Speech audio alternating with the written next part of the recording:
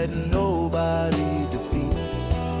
It's the fire in our veins, the roar in our soul, freedom of speech, making America whole.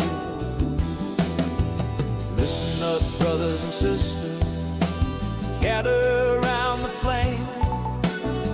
The First Amendment's calling, shouting out our name. Congress should make no law, that's the promise we hold. No chains on our words, no stories left untold.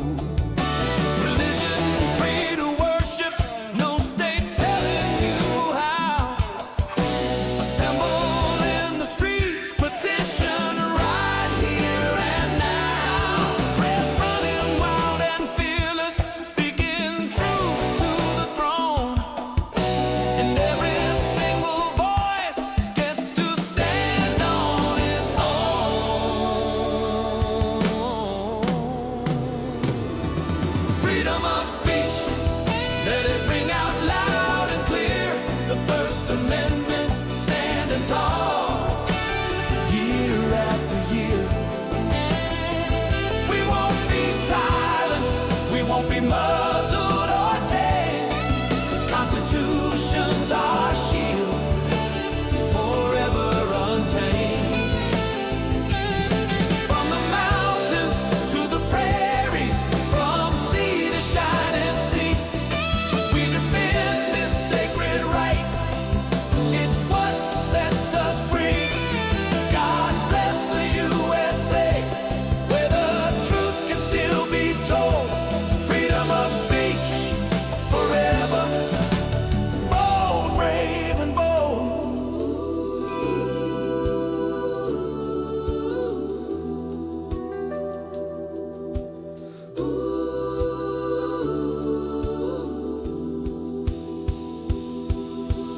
5 pillars standing strong, holding up the sky.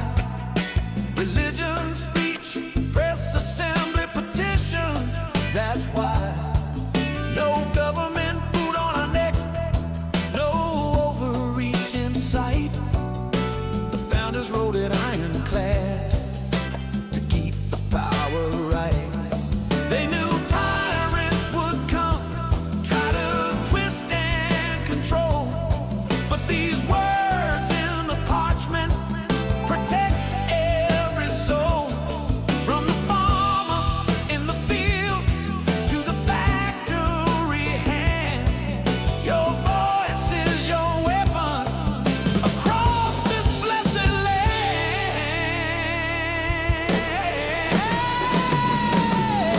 Freedom of speech, let it ring out loud and clear.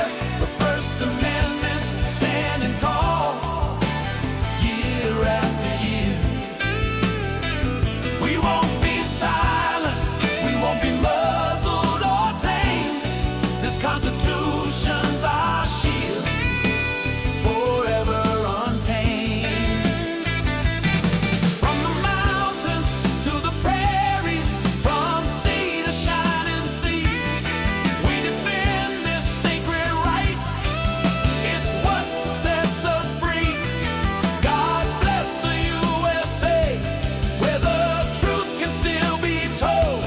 Freedom of speech forever, bold, brave, and bold. They'll try to cancel, they'll try to shadow ban, label hate speech what they don't understand.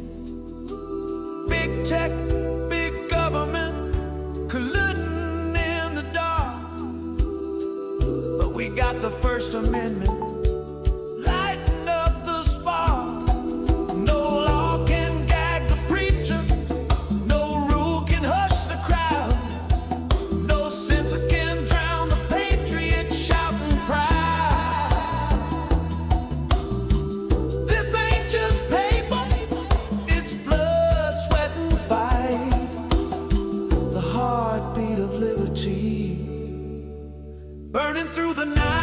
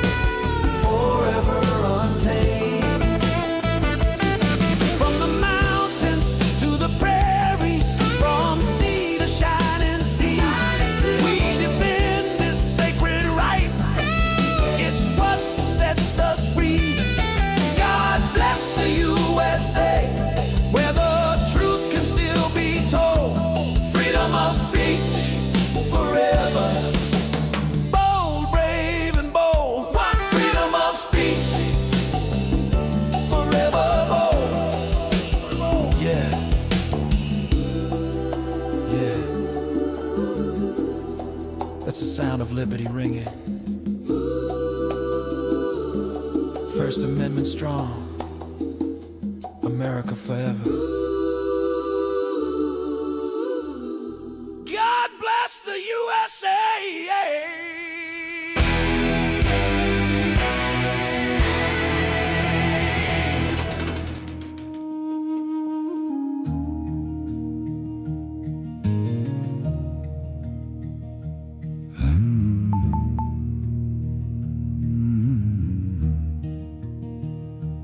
I remember Grandpa sitting on the porch with a coffee cup, talking about the Reds and how they'd never give it up.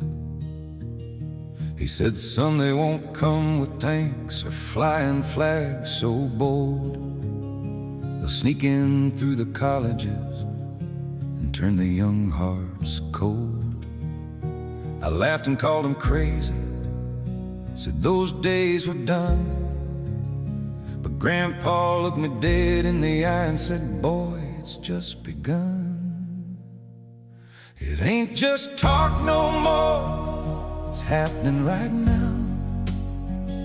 The slow takeover is walking through the town. They smile and call it justice, they march and call it peace. Grandpa warned us, Lord, and the warning never ceased.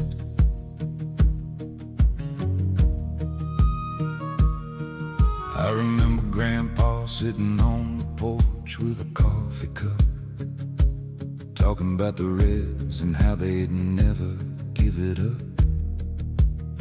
He said, son, all right, everybody, let's, we're going to go take the speech live. Here we go. My fellow Americans, good evening. Let me begin by congratulating the team at NASA and our brave astronauts on the successful launch of Artemis II. It was quite something. It will be traveling further than any manned rocket has ever flown and will very substantially pass the moon, go around it, and come back home from a distance that has never been done before. It's amazing. They are on the way, and God bless them. These are brave people. We want to God bless those 4 unbelievable astronauts. As we speak this evening, it's been just 1 month since the United States military began Operation Epic Fury, targeting the world's #1 state sponsor of terror, Iran. In these past 4 weeks, our armed forces have delivered swift, decisive, overwhelming victories on the battlefield. Victories like few people have ever seen before. Tonight, Iran's Navy is gone. Their Air Force is in ruins. Their leaders, most of them terrorist regime they led, are now dead. Their command and control of the Islamic Revolutionary Guard Corps is being decimated as we speak. Their ability to launch missiles and drones is dramatically curtailed, and their weapons, factories, and rocket launchers are being blown to pieces. Very few of them left. Never in the history of warfare has an enemy suffered such clear and devastating large-scale losses in a matter of weeks. Our enemies are losing, in America, as it has been for 5 years under my presidency, is winning, and now winning bigger than ever before. Before discussing this current situation, I also want to thank our troops for the masterful job they did in taking the country of Venezuela in a matter of minutes. That hit was quick, lethal, violent, and respected by everyone all over the world.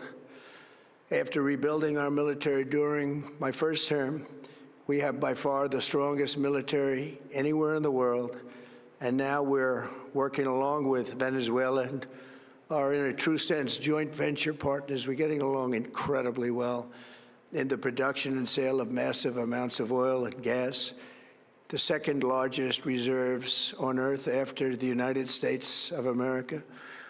We're now totally independent of the Middle East, and yet we are there to help We don't have to be there. We don't need their oil. We don't need anything they have, but we're there to help our allies. Tonight, I want to provide an update on the tremendous progress our warriors have made in Iran and discuss why Operation Epic Fury is necessary for the safety of America and the security of the free world. From the very first day I announced my campaign for president in 2015, I have vowed that I would never allow Iran to have a nuclear weapon. This fanatical regime has been chanting death to America, death to Israel for 47 years. Their proxies were behind the murder of 241 Americans in the Marine barracks bombing in Beirut, the slaughter of hundreds of our service members with roadside bombs. They were involved in the attack on the USS Cole, and they carried out the countless other heinous acts, including the just horrible, bloody atrocities of October 7th in Israel, something that most people have never seen anything like it. This murderous regime also recently killed 45,000 of their own people who were protesting in Iran. 45,000 dead. For these terrorists to have nuclear weapons would be an intolerable threat. The most violent and thuggish regime on earth would be free to carry out their campaigns of terror, coercion, conquest, and mass murder from behind a nuclear shield. I will never let that happen, and neither should any of our past presidents. This situation has been going on for 47 years and should have been handled long before I arrived in office. I did many things during my 2 terms in office to stop the quest for nuclear weapons by Iran first, and perhaps most importantly, I killed General Qasem Soleimani in my first term. He was an evil genius, brilliant person, a horrible human being, however, the father of the roadside bomb, and he lived just horrible what he did. Iran would have been perhaps in far better, stronger position. Had he lived, we would have had probably a different conversation tonight. But you know what? We'd still be winning and winning big. And then, very importantly, I terminated Barack Hussein Obama's Iran nuclear deal, a disaster. Obama gave them $1.7 billion in cash, green cash, took it out of banks from Virginia, D.C., and Maryland, all the cash they had. He flew it by airplanes in an attempt to buy their respect and loyalty, but it didn't work. They laughed at our president and went on with their mission to have a nuclear bomb. His Iran deal would have led to a colossal arsenal of massive nuclear weapons for Iran, and they would have had them years ago, and they would have used them. It would have been a different world. There would have been no Middle East and no Israel right now, in my opinion, the opinion of a lot of great experts, had I not terminated that terrible deal. And I was so honored to do it. I was so proud to do it. It was so bad right from the beginning. Essentially, I did what no other president was willing to do. They made mistakes, and I am correcting them.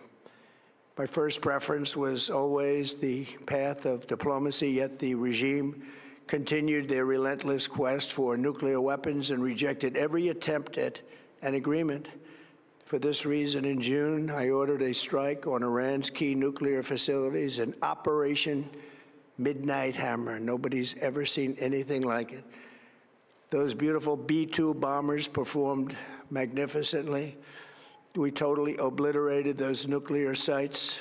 The regime then sought to rebuild their nuclear program at a totally different location, making clear they had no intention of abandoning their pursuit of nuclear weapons. They were also rapidly building a vast stockpile of conventional ballistic missiles and would soon have had missiles that could reach the American homeland, Europe, and virtually any other place on Earth. Iran's strategy was so obvious. They wanted to produce as many missiles as possible, and they did, with the longest range possible, and they had some weapons that nobody believed they had. We just learned that out. We took them out. We took them all out so that no one would really dare stop them. and their race for a nuclear bomb, a nuclear weapon like nobody's ever seen before. They were right at the doorstep. For years, everyone has said that Iran cannot have nuclear weapons, but in the end, those are just words if you're not willing to take action when the time comes. As I stated in my announcement of Operation Epic Fury, our objectives are very simple and clear.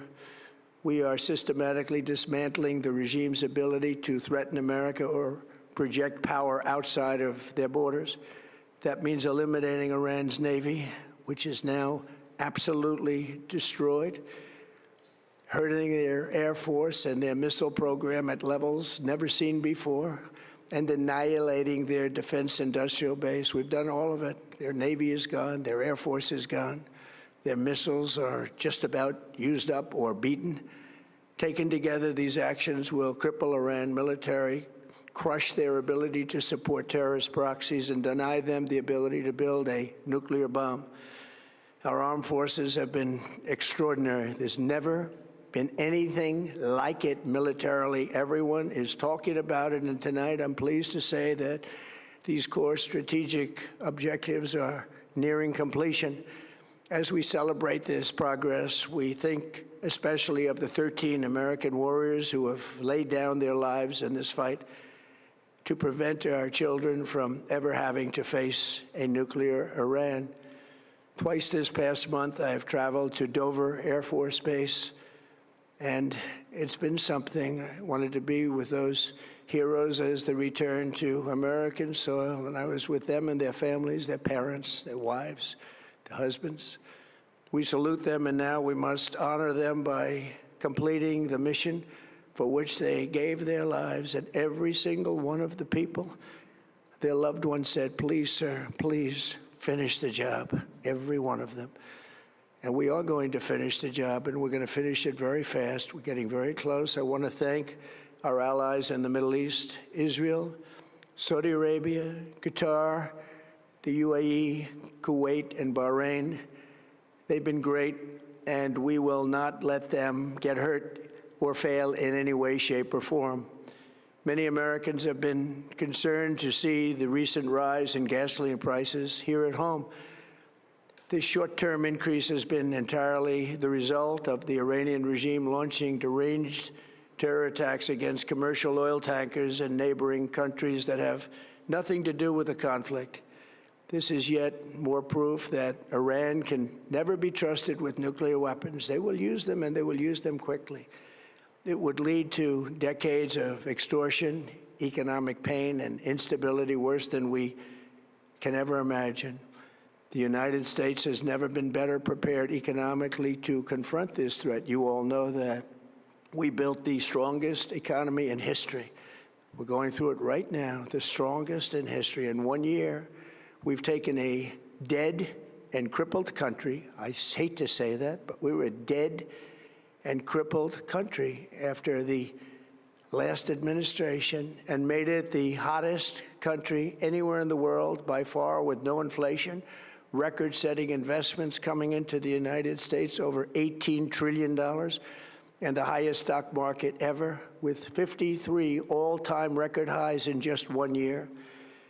It all positioned us to get rid of a cancer that has long simmered. It's known as the nuclear Iran, and they didn't know what was coming. They've never imagined it.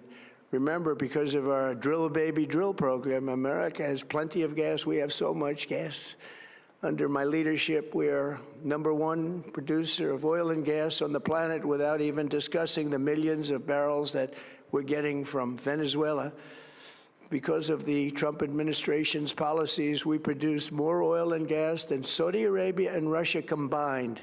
Think of that, Saudi Arabia and Russia combined. And that number will soon be substantially higher than that. There's no country like us anywhere in the world, and we're in great shape for the future. The United States imports almost no oil through the Hormuz Strait, and won't be taking any in the future. We don't need it. We haven't needed it, and we don't need it. We've beaten and completely decimated Iran. They are decimated. both militarily and economically and in every other way. And the countries of the world that do receive oil through the Hormuz Strait must take care of that passage. They must cherish it. They must grab it and cherish it. They can do it easily. We will be helpful, but they should take the lead in protecting the oil that they so desperately depend on. So to those countries that can't get fuel, many of which refuse to get involved in the decapitation of Iran, we had to do it ourselves. I have a suggestion. Number one, buy oil from the United States of America. We have plenty. We have so much. And number two, build up some delayed courage. Should have done it before. Should have done it with us, as we asked. Go to the Strait and just take it, protect it, use it for yourselves. Iran has been essentially decimated. The hard part is done, so it should be easy. And in any event, when this conflict is over, the Strait will open up naturally. It'll just open up naturally. They're going to want to be able to sell oil because that's all they have to try and rebuild. It will resume the flowing, and the gas prices will rapidly come back down. Stock prices will rapidly go back up. They haven't come down very much, frankly. They came down a little bit, but they've had some very good days over the last couple of days. We've done actually much better than I thought, but we had to take that little journey to Iran to get rid of this horrible threat. With our historic tax cuts, where people are just now talking about receiving larger refunds than they ever thought possible, they are getting so much more money than they thought. That's from the great, big, beautiful bill. Our economy is strong and improving by the day, and it will soon be roaring back like never before. It will top the levels that it was a month ago. I've made clear from the beginning of Operation Epic Fury that we will continue until our objectives are fully achieved. Thanks to the progress we've made, I can say tonight that we are on track to complete all of America's military objectives shortly, very shortly. We are going to hit them extremely hard over the next 2 to 3 weeks. We're going to bring them back to the Stone Ages where they belong. In the meantime, discussions are ongoing. Regime change was not our goal. We never said regime change, but regime change has occurred because of all of their original leaders' death. They're all dead. The new group is less radical and much more reasonable. Yet if during this period of time no deal is made, we have our eyes on key targets. If there is no deal, we are going to hit each and every one of their electric generating plants very hard and probably simultaneously. We have not hit their oil, even though that's the easiest target of all, because it would not give them even a small chance of survival or rebuilding. But we could hit it, and it would be gone, and there's not a thing they could do about it. They have no anti-aircraft equipment. Their radar is 100% annihilated. We are unstoppable as a military force.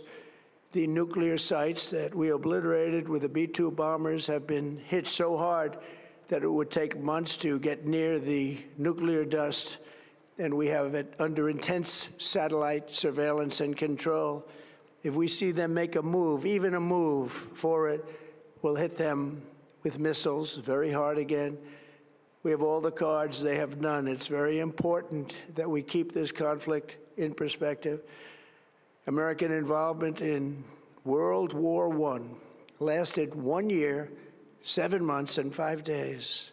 World War II lasted for 3 years, 8 months, and 25 days. The Korean War lasted for 3 years, 1 month, and 2 days. The Vietnam War lasted for 19 years, 5 months, and 29 days. Iraq went on for 8 years, 8 months, and 28 days. We are in this military operation, so powerful, so brilliant, against one of the most powerful countries for 32 days. And the country has been eviscerated and essentially is really no longer a threat. They were the bully of the Middle East, but they're the bully no longer. This is a true investment in your children and your grandchildren's future.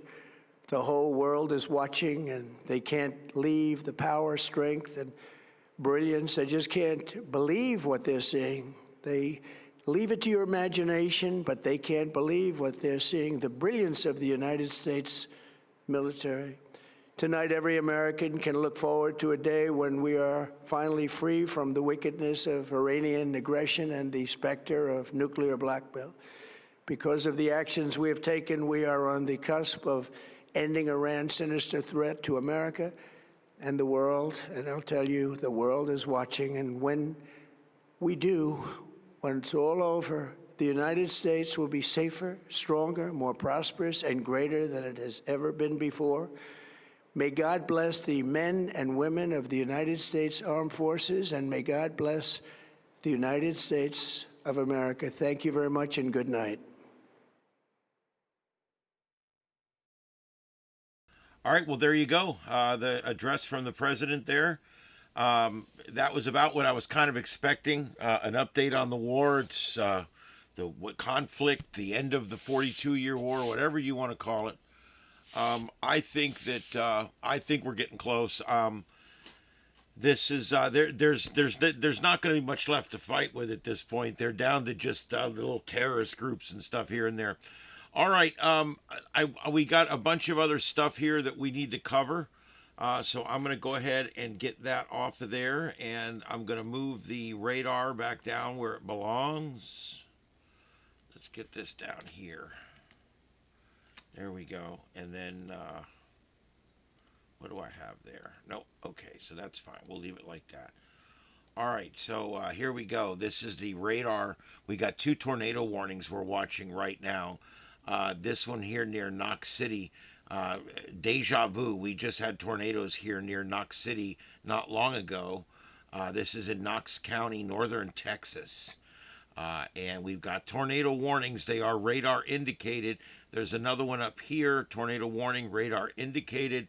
And this one's for southeastern Tillman County in Tillman, Oklahoma. And so we've got one in Oklahoma, one in Texas. You can see them both on the screen here. They're pink and they're blinking. Remember, my severe thunderstorm warnings are red. They only blink for about 30 seconds and then they go steady. My tornado warnings always blink and they're always pink. All right, so there you go. See that thing that lights up at the end? I really hate that. I gotta go figure out how to turn that back off again. I'd already turned it off once. Anyway, let me just turn this off here. See in the last frame, see this thing that just popped up? This is a mesoscale discussion area. And in this area here, they're looking at tornado intensity of 100 to 130, peak wind gusts 165 to, or 65 to 80. I'm sorry. Peak hail size 1.5 to 2.5 inches. That's a lot. That's thick. 2.5 inch hail. That's baseball size hail. And expires in 2 hours. So that's this big round area here. It's kind of like a watch. And then we see our warnings here blinking. We got these tornado warnings, 2 of them back to back down here. Oh man, I'm so tired. But you can see those right here. The top one's in Oklahoma. The bottom one here down here is in Texas. All this is moving off to the east northeast, and it kind of a snail's pace. I was kind of surprised it wasn't faster, but things not moving all that fast. There's a few storm chasers out. It's kind of hard after dark, you know how it is. But we will be pulling cameras if I can find cameras out ahead of these things, and we can also pull scanners. But right now, I don't really see anything that I think is on the ground right now. We'll go ahead. Let's take a look at these real quick on split screen. So what I'm going to do is take the radial velocity on the right, and we're going to take the reflectivity on the left. The left is the volume of rain. The right is the direction and speed that the rain is moving. Green is towards the tower site. Red is away from the tower site. Anywhere you have greens and reds touching each other, there's a potential for a tornado. That's rotation in the clouds or in the storm. All right, so this is right near Knox City, Knox County, and it's going to pass off right on or just to the north of Monday, and probably going to be north of Joffrey, or what is that? Gory. Wow, what a name. Where do you live? I live over in Gory. Yeah. All right. So that's what you got there, and then we go further up. There is quite a bit of rotation in this thing, but nothing really pronounced. Once we get up, did this one expire? Okay, they allowed this one to expire now. So only severe thunderstorm warnings north of Wichita Falls there. So the only things we're tracking now are just these two down here. Yep, that's it. They're both in Texas. Both are a radar indicated tornado.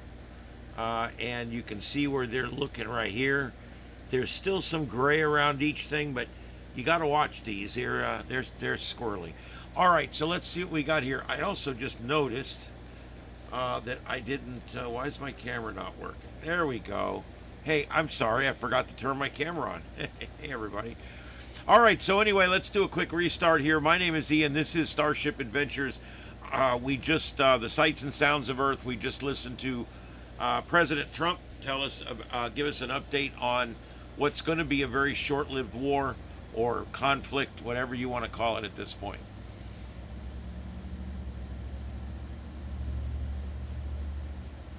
Yeah, that's the mission control room for NASA right there. Yes, and we're going to be going through all of that in just a few minutes as well. All right, so tonight what we're covering mostly is the severe weather, because we do have some severe weather out here tonight, and I'm going to leave this here for a few minutes while we're watching this tornado warning move its way to the northeast. I'm going to leave that there.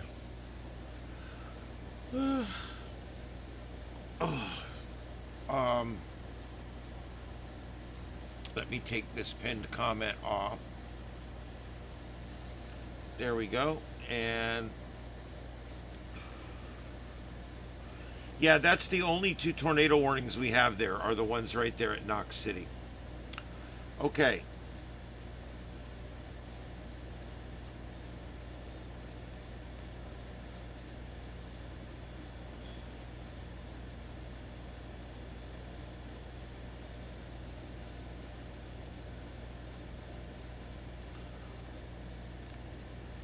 All right, Artemis II launches.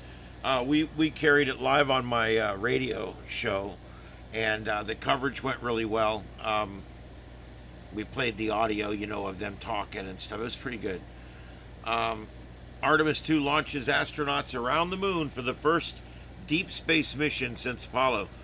These guys are going out further than anybody's ever been.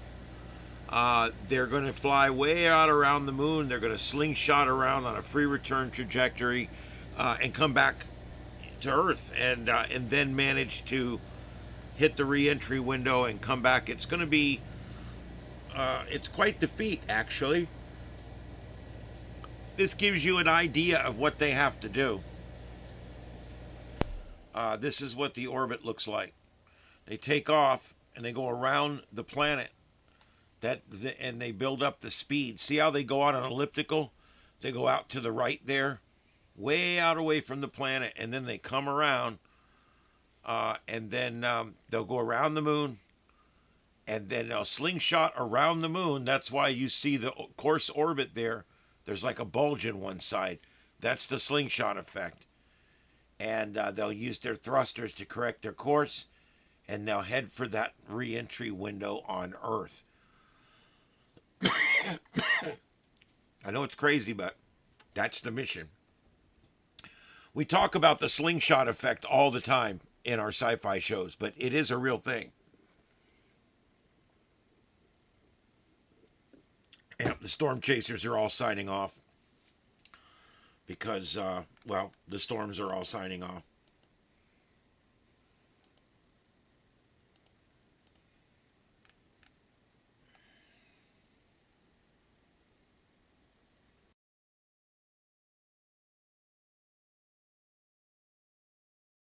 I think I'm allergic to something.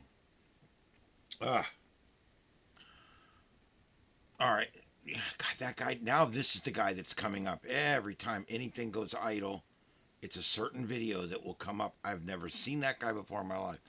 All right, so let me get rid of all that. There we go. Now, I'm going to go look real quick and find us a couple more things to go on the screen. If anybody sees anything, let me know. I did look for protests and did not find anything.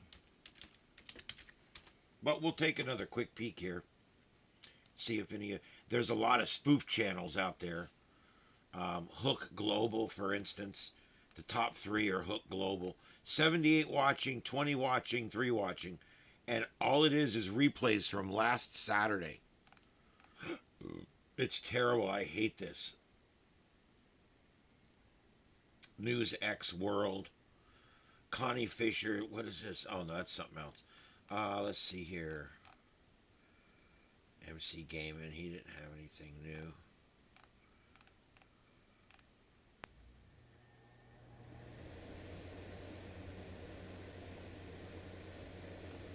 It's very difficult to even figure out what's live and what's Memorex.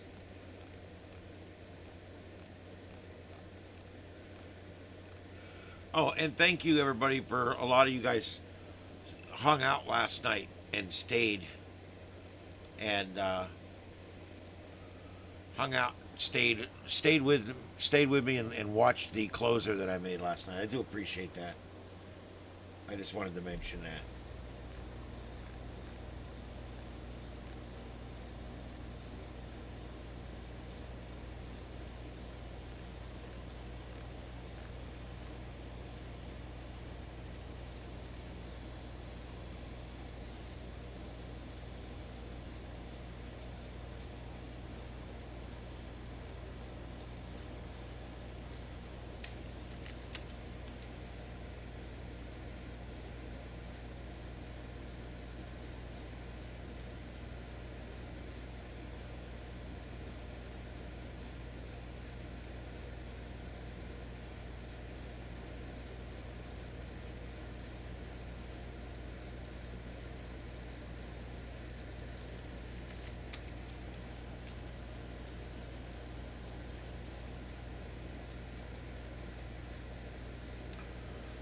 All right, so that's Artemis, and that's what we've got there. It's going to be a pretty cool mission. Remember, it took Apollo 11 missions to finally touch down on the moon, to get everything ready, to make sure it was all going to work. Now we've got a whole new spacecraft and everything else, and we're going to do it in just 4 missions. This is Artemis II. Artemis 3 is gonna involve even more of the hardware and switching things out in space and doing different things. I think they might be leaving something behind too. And then Artemis 4 is going to be a manned mission to the moon.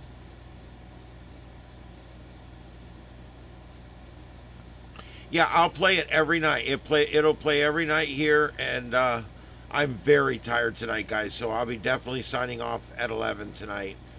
I know some nights I go an extra hour or two. I can't do it tonight.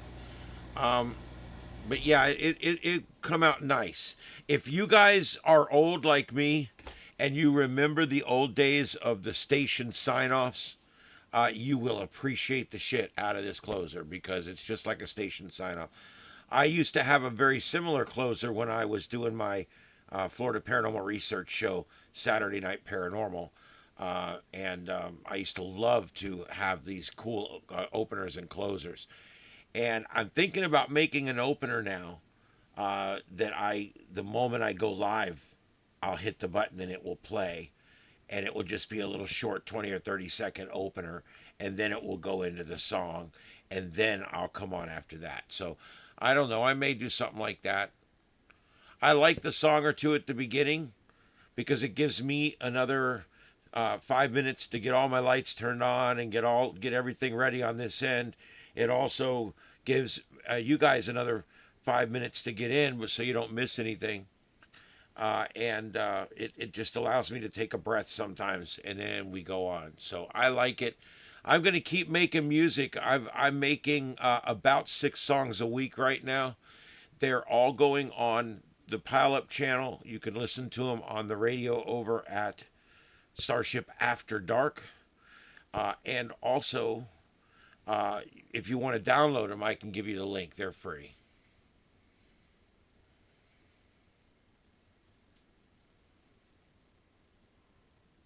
Yeah, the moon's rough, that's for sure. We're going to go on to Mars. It'll happen. It's going to be a while. Mars is a much bigger mission. We have things with a Mars mission. We have a problem. All right, a moon mission's no big deal. Boom, we're at the moon in 3, 4, 5 days. We're there. No big deal. And we can slingshot around and do what we got to do. But Mars is a whole different animal. Depending on where we are in the orbit, even if we pick the closest point of pass, because we both orbit the same sun, but we orbit at different speeds. So sometimes our orbits take us pretty close, and other times our orbits take us way far away from each other, and the sun is in between us. You want to plan your mission so that your guy's going to arrive there at the closest pass. And that way, it's close. There's less communication delay. You know, the communication delay, I think, for Mars can be anywhere from 16 to 40 minutes or something. Because how long it takes for communications to go at the speed of light. That's another thing. When we talk to the moon, there's a 2-second delay. It's not a big deal. You hardly notice it. When we go to Mars, you're going to be like, 10-4, good buddy, can you hear me? And then you have to wait 22 minutes for the response. And here's the thing. It's not 22 minutes. It's 22 minutes for your voice to reach them, plus the message time, plus the formulation time of what are we going to say. Then the formulation of the new message time, okay? Then the time it takes to put the message back out in radio frequency, plus the transmit time back to Mars again. Could be almost an hour, depending on what you're trying to do.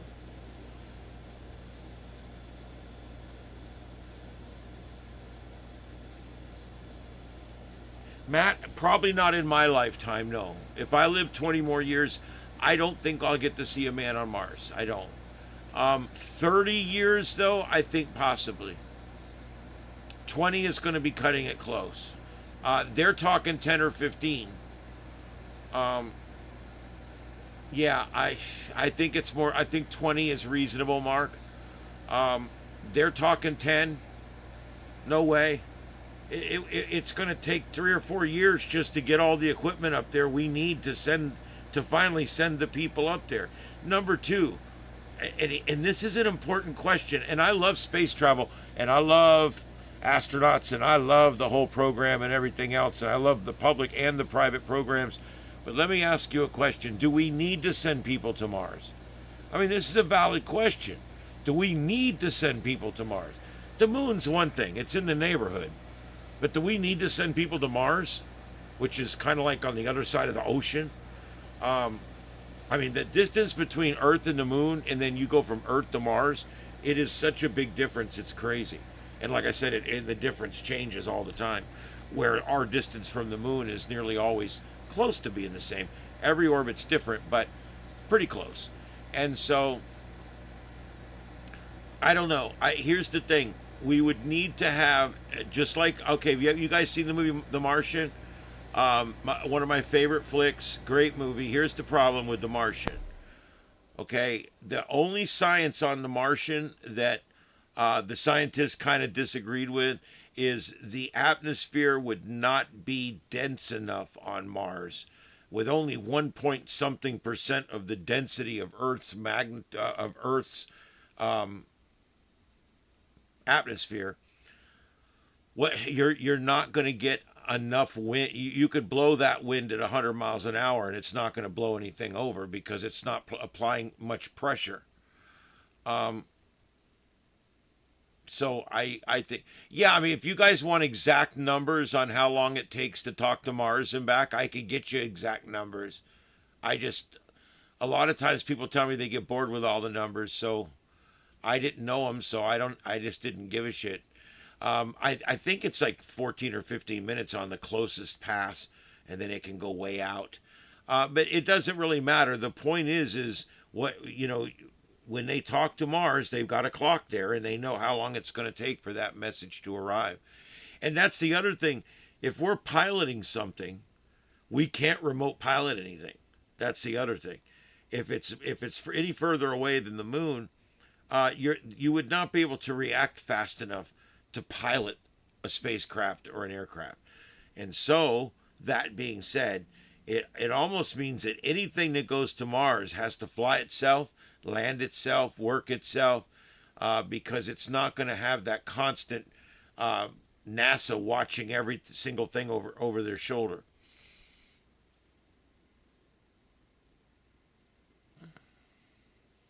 I would love to get a permanent repeater set up on the moon. I think that would be so cool.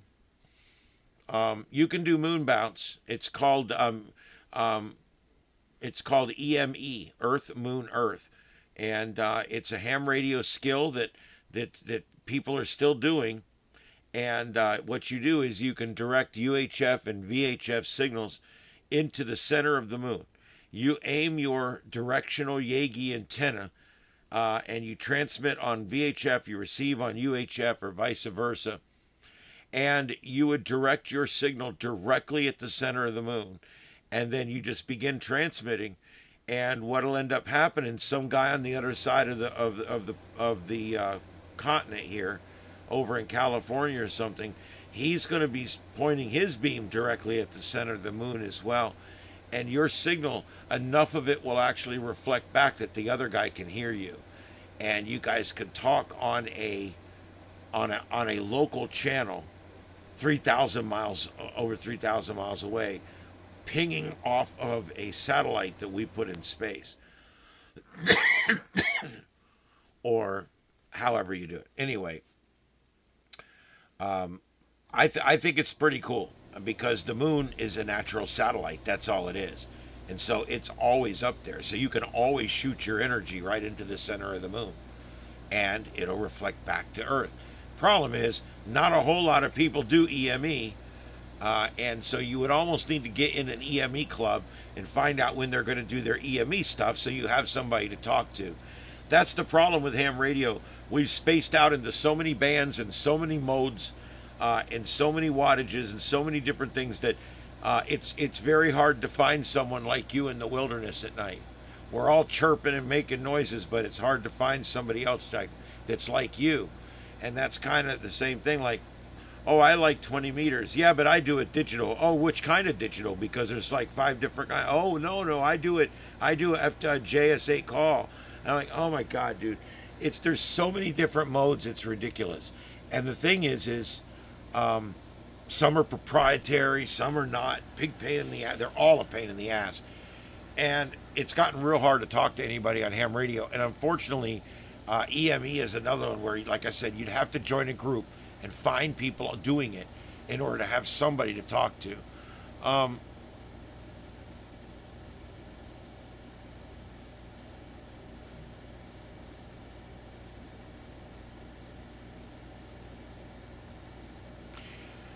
Yeah, I don't know.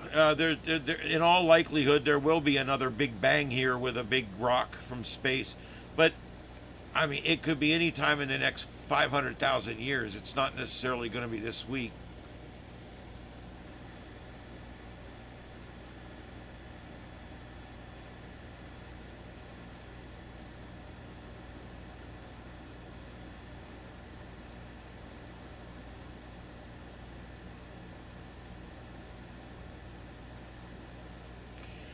Yep. It's like these moon missions. We still don't have a satellite, or I'm sorry, a spacecraft out past the moon in that direction. So, like, what we really need in the future, if we're going to be doing moon missions all the time again, is you got the moon and the Earth. As the guy rotates around the moon, he goes into radio blackout. And half the time he spends orbiting the moon, he can't talk to NASA. So, the way to fix this is you got the Earth, the moon, and the Earth. You put a third spacecraft over here at the top of the pole, and now you can talk to that, and that can talk to the spacecraft no matter where he is around the moon. But we don't have that piece of technology out there yet. although we do have the ability to build it at this point. It's basically a repeater in space.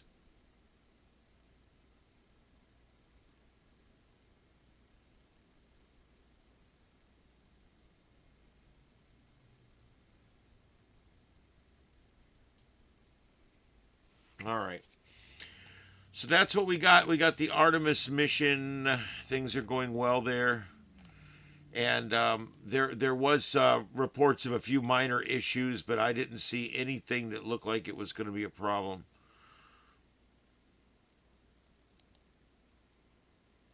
Where's these live updates I keep hearing about?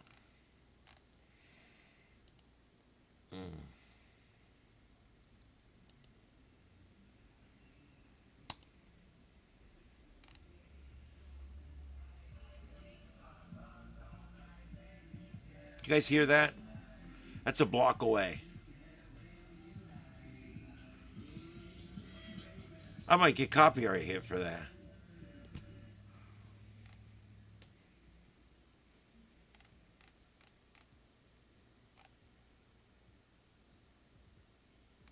All right, they're working through a few minor issues. NASA officials said the Artemis II mission is proceeding as planned after launch, even as engineers are working through several minor issues during the spacecraft's early hours in orbit. Among the items being addressed is a brief communications disruption, a toilet system controller issue, and a water tank valve that was found in the wrong position during ascent and is expected to be reset. Officials also reported a minor electronics transient caused by radiation, a known phenomenon seen on previous missions that was handled automatically by onboard systems. That could be because there is a bit of a storm going on, but not much. Despite a geomagnetic storm. Despite the issues, NASA stressed that none of the problems have impacted the mission or crew safety. Most of the stuff they've mentioned is certainly not mission critical. You just shit in a bag. It's no big deal. This is the flight test. They said they anticipate having a lot of these because this is actually, after all, a shakedown for this spacecraft. The 4 astronauts, meanwhile, are adapting to life in zero gravity, a period that can be physically demanding on a body, adjustments from Earth's gravity. The crew appears to be feeling well while managing a packed schedule of early mission tasks. NASA said the team will continue monitoring systems and gathering data as Artemis II progresses through its initial phase in Earth orbit ahead of its planned journey towards the moon.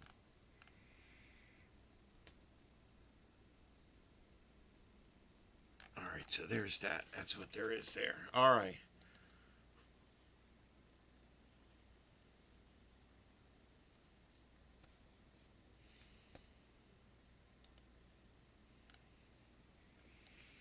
All right, so that's it. There's no more tornado warnings. These storms are still pretty nasty, but they're starting to wind down a little bit. Thank goodness. They were pretty bad earlier. We're going to be getting into tornado season over the next few weeks.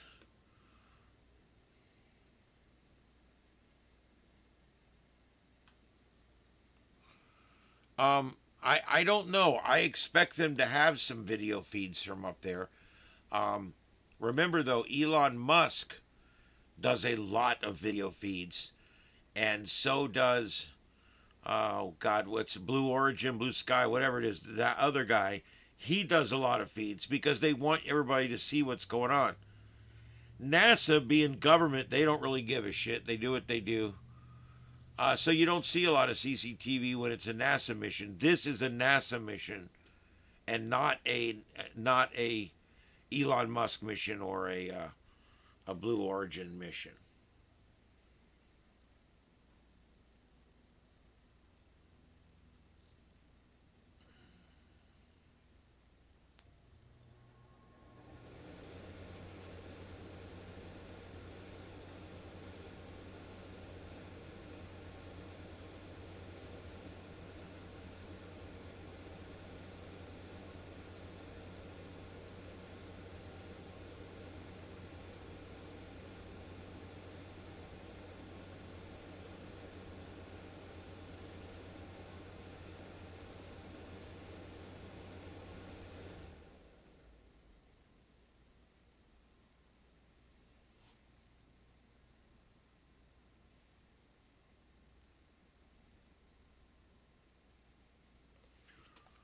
let's see if that comes back up here.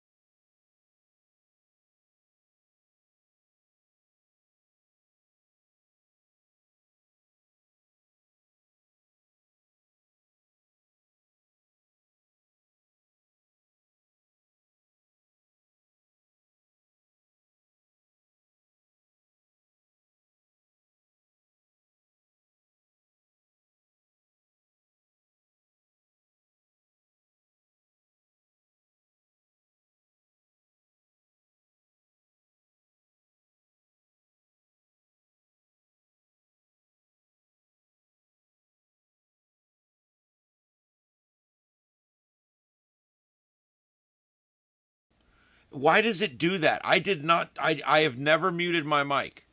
I have not muted my mic. So I've been talking for 10 minutes for nothing. So that's just freaking awesome. Whatever. I give up. I'm getting ready to go to bed. I get so pissed when that happens. And the only way I can prevent that is to wear headphones so I can hear myself. Whatever. All right. So it's all right. Whatever. I'm not repeating all that again. It's ridiculous. I get so pissed at this. Why is it doing that to me? I never muted my mic, therefore I never needed to unmute it.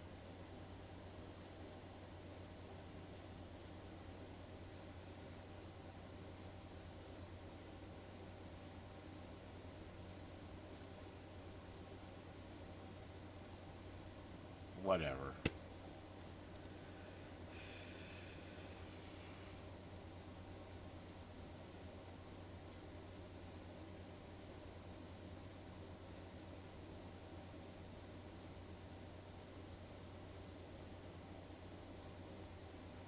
Yeah, I hate farts. I go outside and fart. I don't fart around people. I don't like farts. I don't like when people fart around me. I made a guy walk back to the fire station one time because he shit up an engine. And I told him, I said, if you fart in here again and I smell it, you're walking back. And about 5 minutes later, he ripped a bad one in there. We were about a mile from the station. He ripped it. I told my engineer, it's 3 o'clock in the morning. I flipped the red lights on. I said, stop this truck. And he stops. I said, rookie, out. Get out of my effing truck right now. Get out of my truck. And he got out and he stood there. He thought we were joking. He was laughing and shit. And we drove away. We backed the truck back in the station. We all went back to bed. About 40 minutes later, we hear him banging on the door out there. I said, whoever's the lowest rank, go let that asshole back in. I cannot work in a submarine either. I can tell you that right now. It's not going to happen.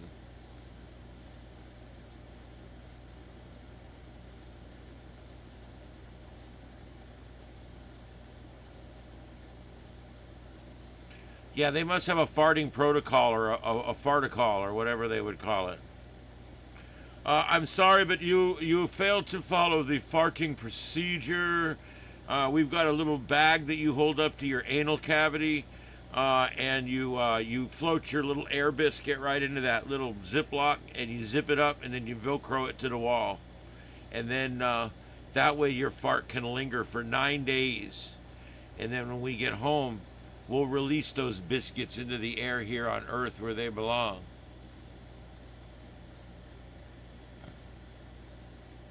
I believe that because I'm telling you, I can't handle it. I mean, that's probably the worst part about working in a submarine is the other human smells. A fart room. Yeah, I think there should be a fart room. I could see in court, Your Honor, I need to use the fart room. You tell the teacher, teacher, I got a fart. Teacher, I got a fart. Okay, anyway. That was my impression of a 9-year-old in class that needs to go to the bathroom. Oh yeah. Yeah. And usually whoever starts bitching about it dealt it, whoever smelt it dealt it. That's the rule, and that's how it works. Yep. Silent and violent. Hold on.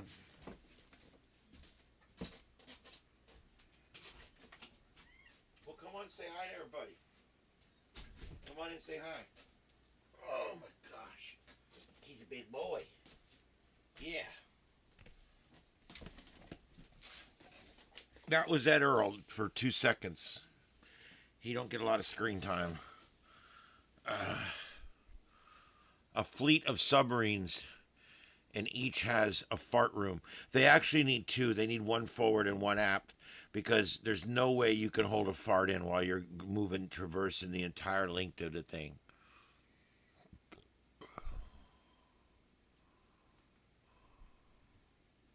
Is that why India doesn't have a space program?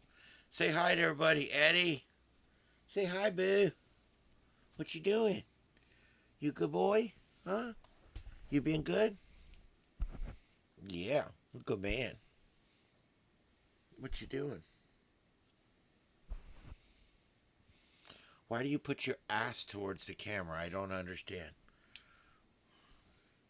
Cats are always like, hey, Bob, how you doing? Hey, Ted, how are you? I'm doing fine. Here, smell my ass. I don't, whatever.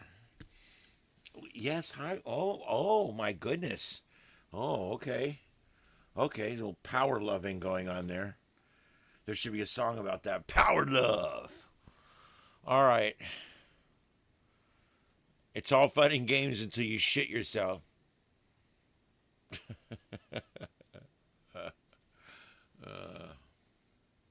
I think everybody's got to have done that at least once. You thought it was a fart, you end up shitting yourself. I think everybody's done that at least once. That's what the dashboard looks like right above me here. That's what the dashboard. That's the dashboard of the Artemis II right there. It's 3 big tall screens with buttons all the way around them. It looks really cool.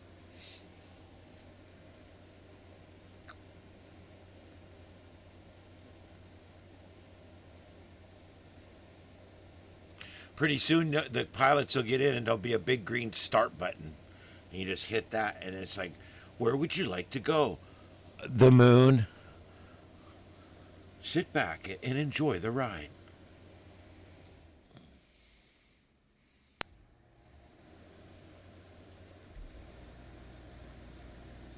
I'm told women don't fart. I don't know.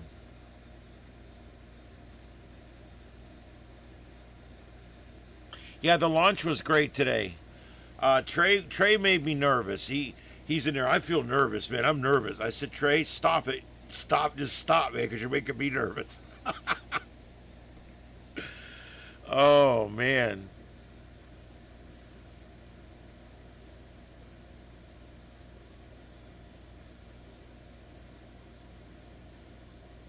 Um.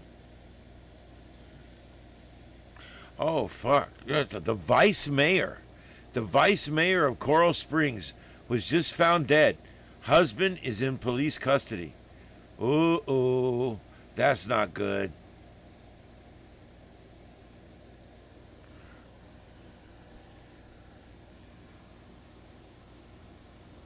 This birthright citizen thing went before the Supreme Court today, and Trump just takes a drive over to the Supreme Court building and waltzes his ass right in the front door.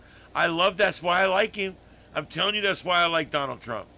He just waltzed it. No president's ever done that. He just waltzed his ass right on in there, and he went over and he goes, I'm going to sit down. If I want a front row seat. He just went up and sat down. And you're probably wondering, how can he do that? Did he pull some kind of special thing? No, he didn't actually. He is listed in the litigation. He's part of the suit. They're suing him in the country because of, the decisions that he made on this. And so he's listed as a litigant. He's allowed to be there. Kristi Noem. Oh my God. Did you see the pictures of her husband? Have you guys seen that stupid shit? Oh my God, it's stupid.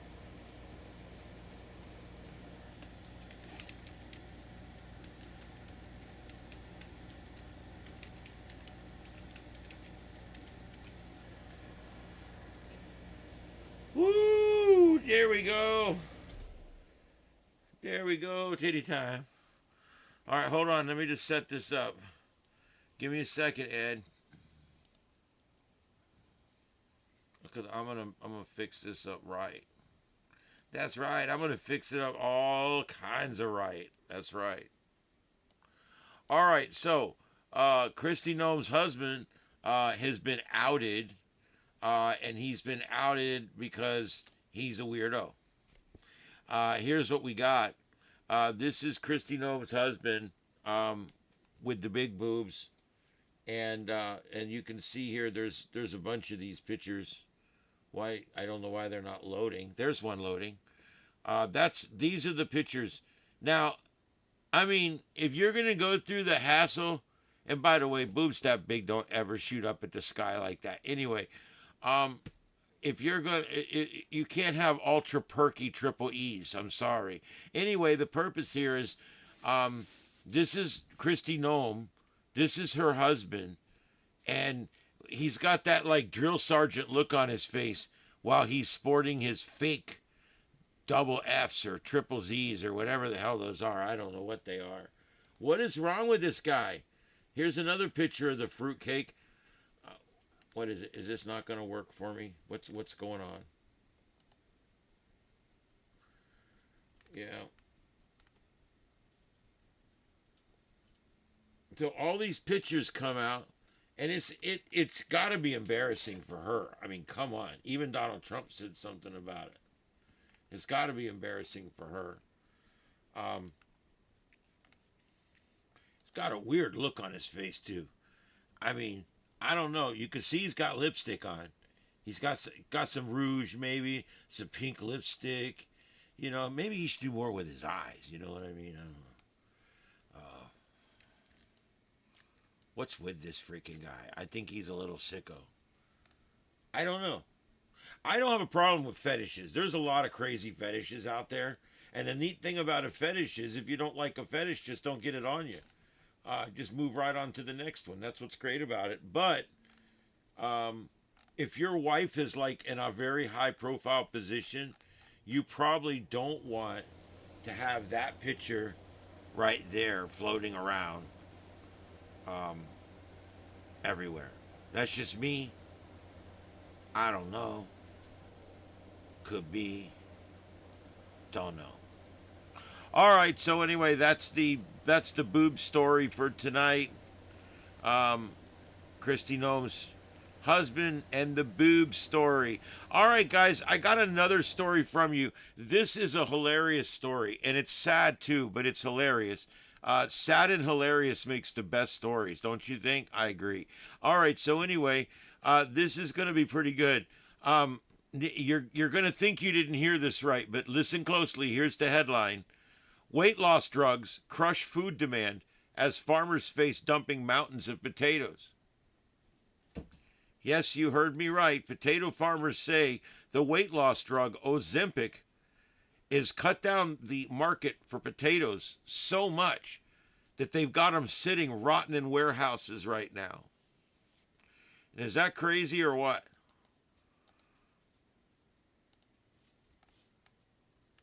I thought that was nuts.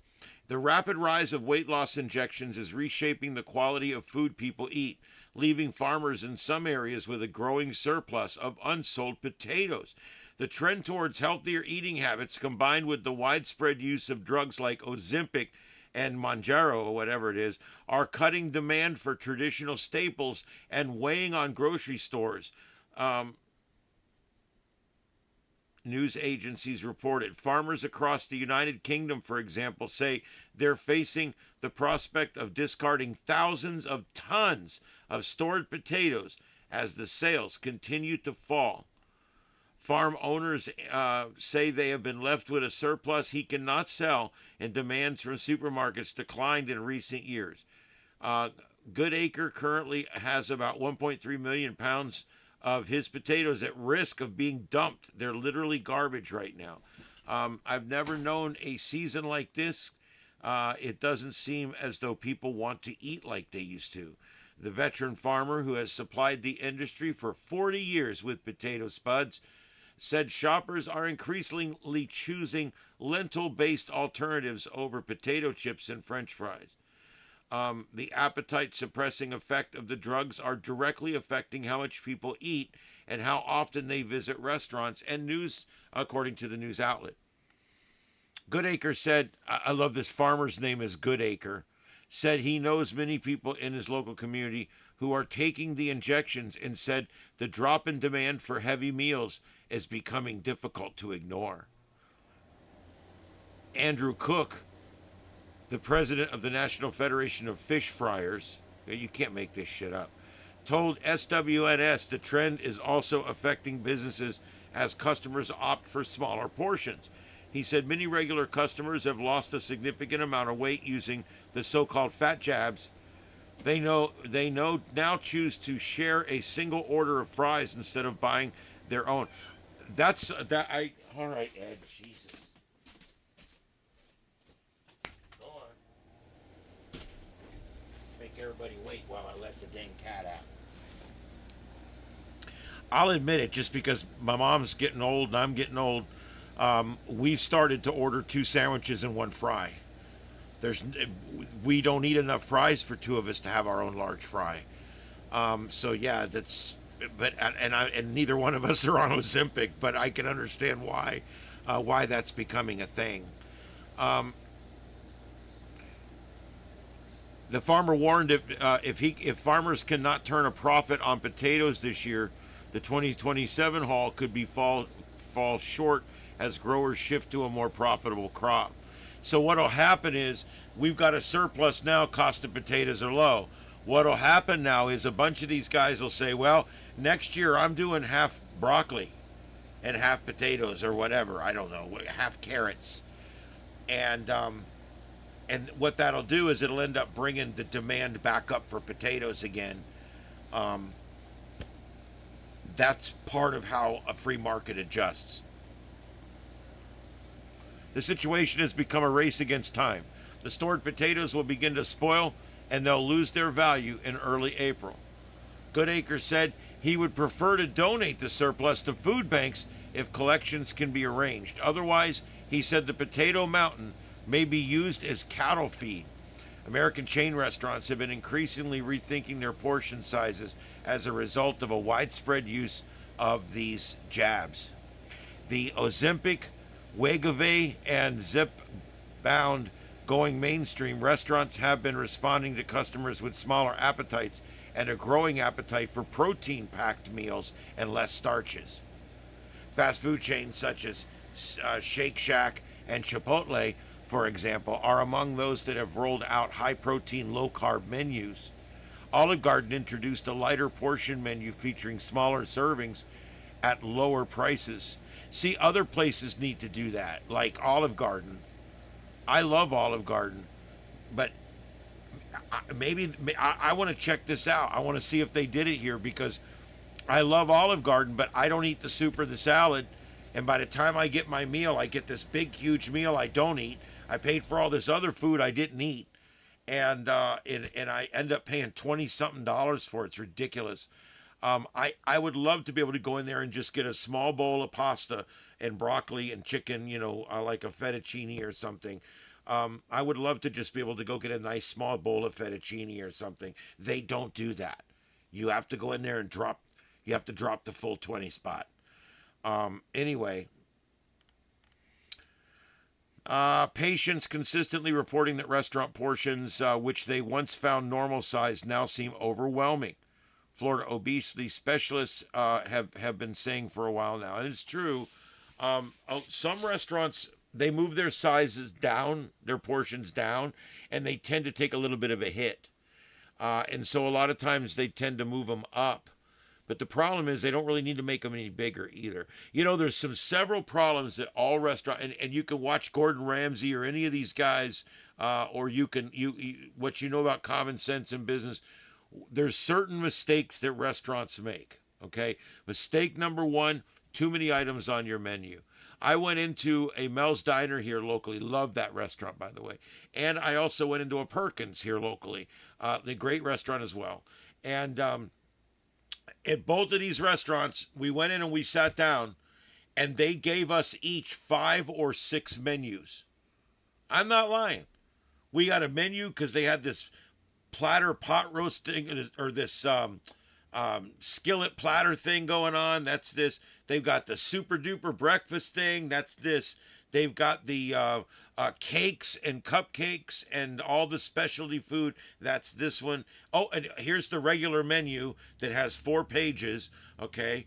Oh, and here's the little flyer. They've got wine and beer now. Okay, that's cool. Oh, here's another one. What's this? Oh, it's omelet week here at Perkins. And I'm thinking, what the hell? It would take me 45 minutes just to get through the paperwork. Luckily, I know what I want, because if I had to make a decision, I don't know what I would do. I think the best thing that we can do,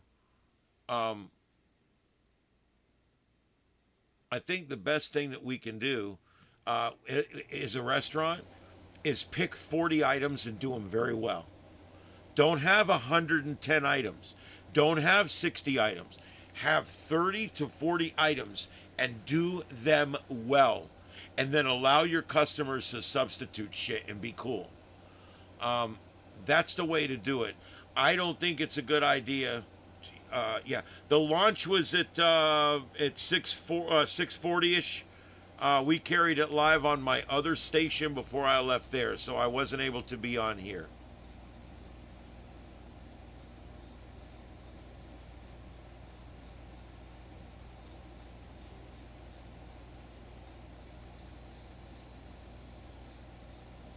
That's awesome news, Heath. I'm glad to hear it, buddy. I'm glad to hear that you're home and things are going well. God, I know, just a few days in the hospital, and when you get home, it's just it's hard to describe how cool, how good that is. Um, it's not their fault, but hospitals tend to be some of the most uncomfortable places you'll ever have to spend the night. I'd rather stay in a cheap hotel. Um, yeah.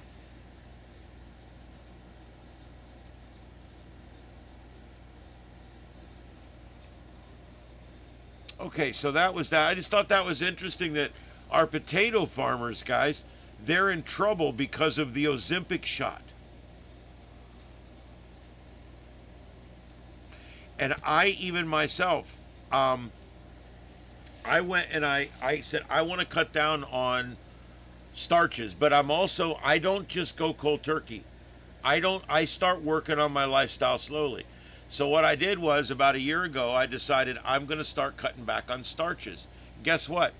Don't count French fries. Anytime I eat out, I'm allowed to have French fries.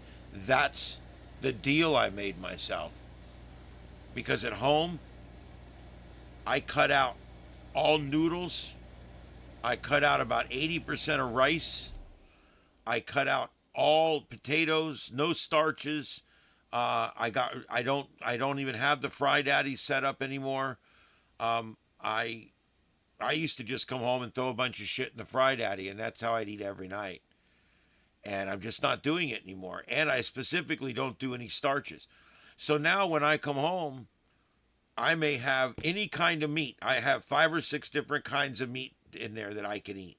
I have everything from Jamaican meat pastry patties that I like, all the way to fresh ground beef. Sometimes I buy those little sirloins. And I also buy different frozen meals I can cook too. But the thing is, no starches, no potatoes, no nothing. It's all meat, and I allow myself as much beef or as much chicken as I want. I don't eat a whole lot of pork, except ham and bacon. But I allow myself as much of those 3 things as I want, and then I allow myself as much vegetables as I want. Period, as much as I want. With Brummel and Brown yogurt butter, I can have as much as I want, but no starch. I have no starch, and that seems to help. I like it. Um,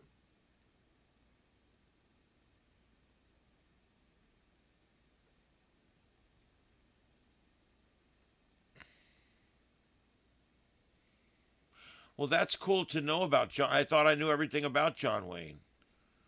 Wow, and then we find something else out all this time. I think we all die with a bunch of undigested meat in our colon. That's not going to, you can tell me that every day of the week, and it's not going to make me into a vegan. I can promise you that. Um,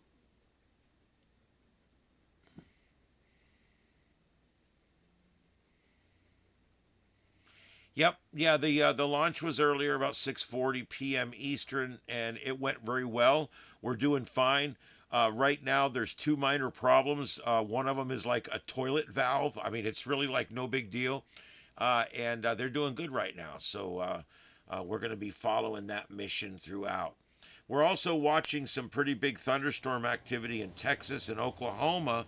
And we're watching, right now, there is no tornado warnings, just severe thunderstorm warnings. These are starting to really die down now. These were really bad earlier. We were getting tornado warnings. All the tornado warnings have been allowed to expire.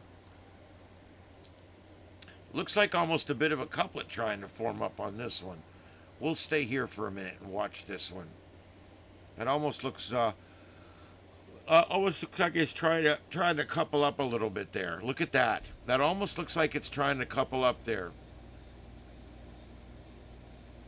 A little bit of a hook on the, little bit of a hook over there on the other two. So, yeah, we'll keep an eye on this one.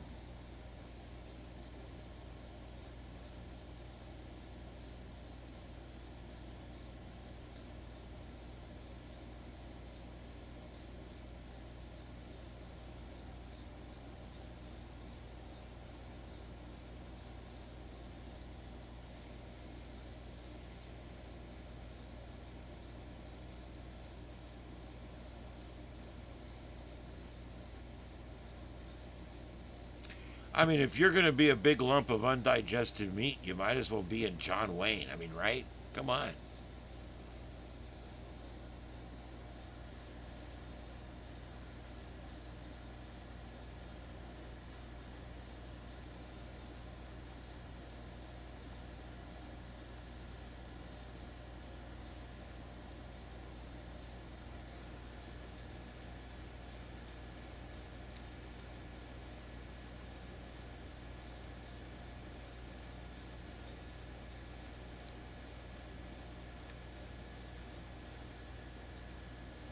All right, let's take a quick look at the seismic monitor. As you guys know, it's been very busy lately, and it's been very busy again today. There is this fresh? What the hell? There we go. Another big one today over there near Malaysia and Indonesia. There we go, a 7.4. That's in the northern Molucca Sea. You can see there is it's a big one, and then also quite a swarm of smaller ones down in there as well. But some big ones right there. So that area seems to be pretty hot right now. Everything else is about typical. We've been watching this swarm over here near the British Virgin Islands. Look at that. It's still going on. It's a much smaller plates over here and stuff, but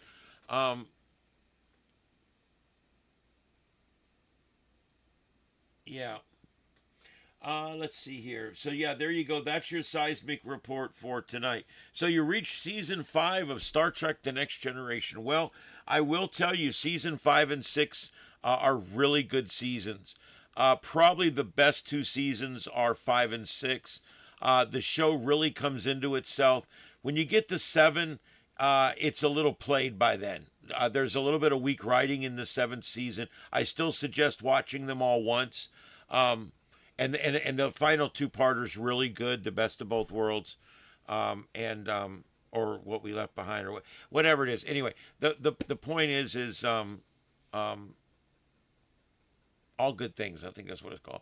Yeah. Anyway, Star Trek: The Next Generation is just such a great show. But do me a favor, please. Okay, when you get done with Star Trek: The Next Generation, and you want to watch more. Deep Space Nine, Voyager. And let me tell you how you choose, okay? First of all, they're 2 very different captains, and I love them both. But the best way to choose, if you would like Star Trek to be a little darker and a little more political and diving a little more into all the other cultures and that kind of stuff, please watch Deep Space Nine next. Great show. If you want more episodic, every day a new anomaly in space, every day a new hostile that comes flying up, that would be Voyager, and that's a great episodic starship type show. But yeah, you definitely want to go right into one of those while you're still hot. And once you get past, they all have weak first seasons, okay, all of them. So always don't ever stop watching a Star Trek show until you've taken 2 seasons. At that point, you can decide it's not for you. But just don't watch if you watch the first 5 episodes of any of the seasons, you'll be like, I don't think this is any good.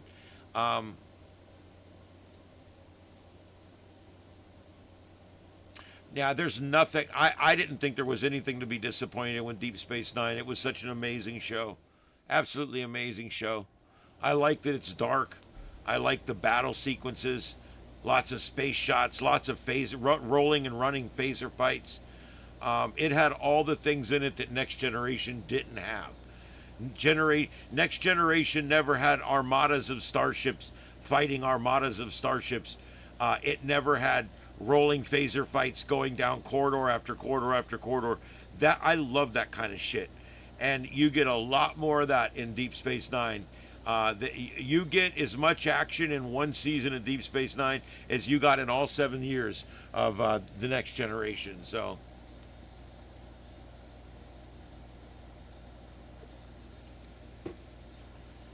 there's episodes of Deep Space Nine like the Battle of Wolf 359.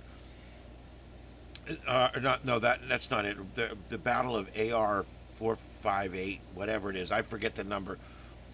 That's the episode with Billy Mooney from Lost in Space in it. That's a great episode. It's true Vietnam jungle warfare in Star Trek. It's crazy, and it's one of the best episodes in the entire franchise. Such great, amazing episode. The Pale Moonlight, another great episode. Dark, dark, dark. Did I mention it's dark? I love it. Yeah, first seasons are a bummer, but you need to get through it because every one of these, even Enterprise, first season was kind of slow, a little bit bad. Second season and third season got really good on Enterprise. Same thing with Voyager. Season 1 was bad, 2 was okay, 3 was pretty good. By the time we got to 4, we were cooking with gas, and we were fighting the Borg, and 7 and 9 shows up, and all this stuff, and Voyager really gets good about season 4. Of course, season 4 on Deep Space Nine, they get the Defiant. Ben Sisko finally gets promoted to captain. There's a lot of things happen in that season too. The Dominion War starts. So I don't know. Those two shows are so great. I hope somebody hears me one night and actually goes and watches them and enjoys them. Yeah, I think they're good.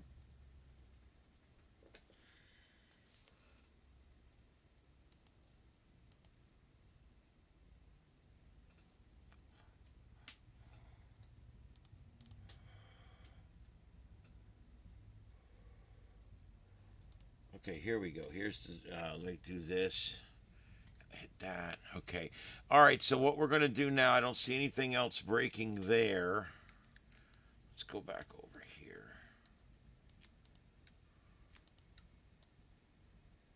Okay, there we go. All right, so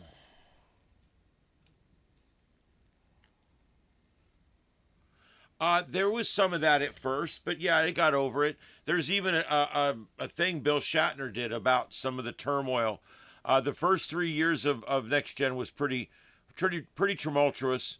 A lot of that was because Gene was in his final years, and they were trying to keep him happy and still go in a little bit different direction and stuff. And there was a lot of stuff going on. Patrick Stewart never thought he would get the job or keep the job. And Patrick Stewart actually did not unpack his. He was literally living out of suitcases on those suitcase things, and he said after the first season was over, and they signed him. They came back and signed him for a couple more years. He actually went home that day and put his clothes in the dresser of the house he was renting.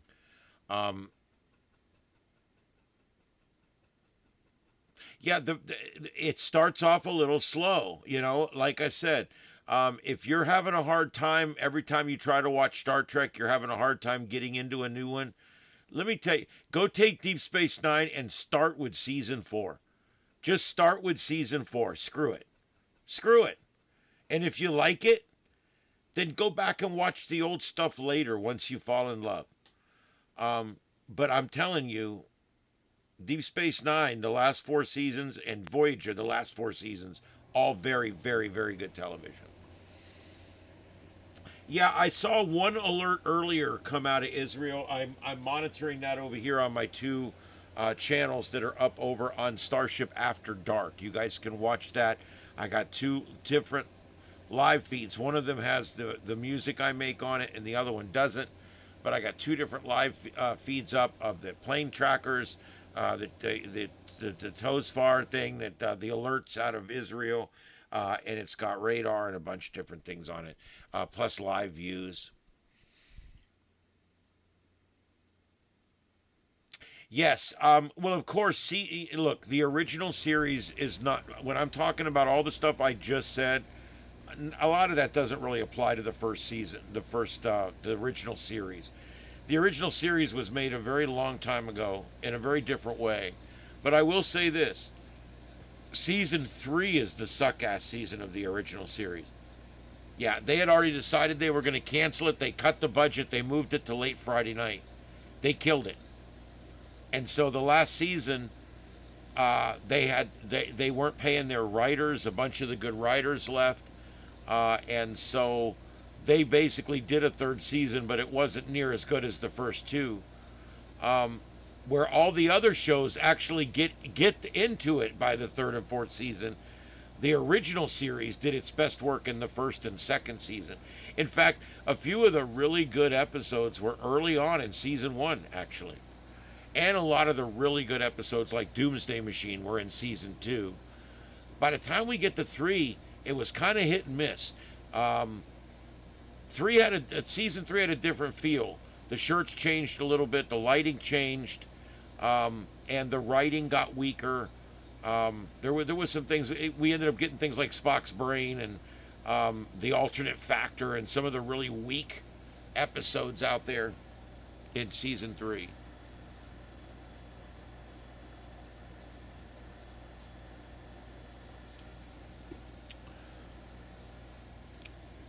I think season one and season two were both just as good. Very good episodes in both. I mean, even early on, where no man has gone before, the Corbomite maneuver. I mean, wow! Even the second pilot was really, really good. Even the first pilot was actually pretty good with the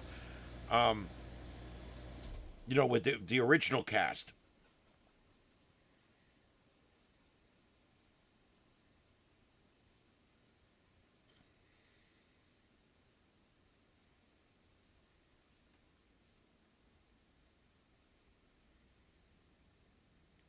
Trouble with Tribbles is good. And I'll tell you another really cool one. If you like Trouble with Tribbles, go back and check out. You're gonna love this, but there's a Deep Space Nine episode. I think it's called More Trouble, More Tribbles, or something like that. And they actually end up going back in time and hiding out and being part of that episode. And they're actually, at the end where Kirk's standing there and the tribbles are falling on his head, in the Deep Space Nine episode, they're up in the thing and they're checking the tribbles because they're poisoned. And one of them has a bomb or something, and they're trying to check them. And that's why, as they're checking them, she's throwing them, and they're falling down on Kirk's head. It was a really cool piece of continuity, and you get to see they integrated them really good. Miles O'Brien ends up being one of the crew members dressed down in the conference room by Kirk, which was really cool. So if you haven't seen that one, try that. The Deep Space Nine episode about tribbles. And then, of course, if you're an original series fan and you have not watched them yet, you must watch Star Trek Continues. It's 11 episodes. Consider it canon. I do. And I don't say that lightly.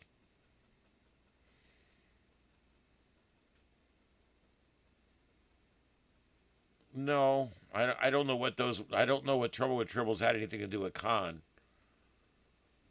I don't know of any relationship between those two episodes. But yeah, Star Trek Continues is amazing. Vic Mignogna. I've been to his sets twice. They're amazing. I actually sat in the captain's chair. I'm going to tell you something. When I got there, I walked through the halls and I did all the different halls and stuff. And we finally got to the point where there was nobody on the bridge and it was an empty set. And I had purposely not walked around the corner yet and looked at it. And I walked around that corner for the first time and I looked at the set and I got emotional. I mean, it was like, that's my ship of dreams right there. I never imagined that I would ever get to walk on that bridge and sit in that chair.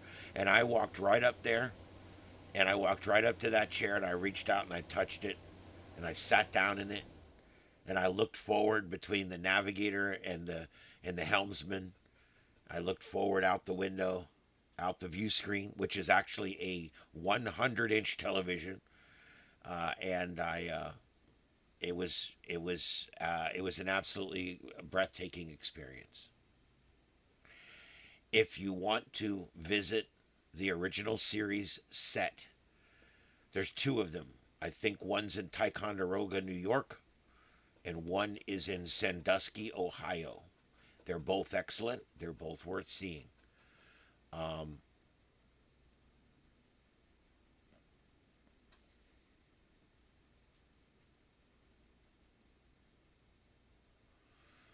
Yep, very good stuff. I love Star Trek, but I don't want to talk about it too long. All right, what else do we got? Oh, we got Jesus going on.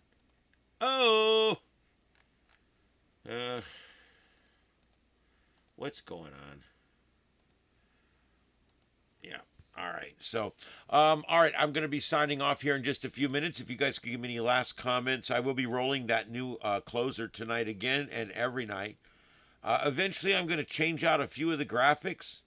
There's one there where the ship flies by, and it's kind of it duplicates the background, and I really don't like how it came out. So I'm going to be working on that. Um,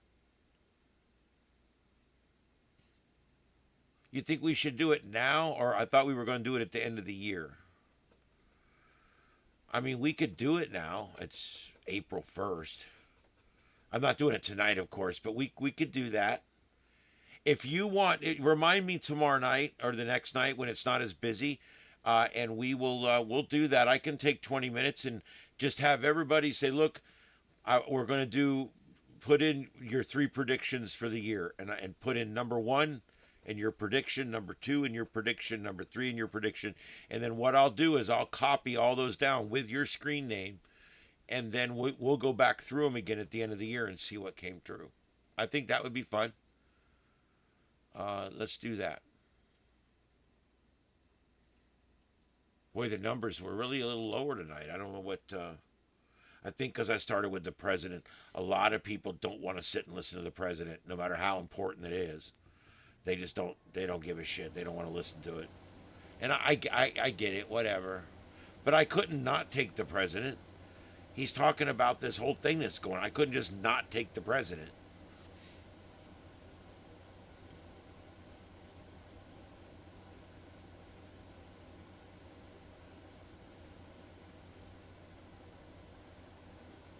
All right, so just confirming there's no tornado warnings anymore. All that's kind of gone away. Right above me here, that's the Fox 4 Now. You're looking at, right now, a live picture on board the Artemis II. That's the actual dashboard there that you're seeing with the 3 upright screens. And that is still going on. They're putting it through the motions up there. It's a 10-day mission. It's going to be a 10-day mission for those folks up there. And so they got a lot to do, a lot to check out. It's going to be fun. I am so glad we're back in space. I am so glad we're back in space. You have no idea.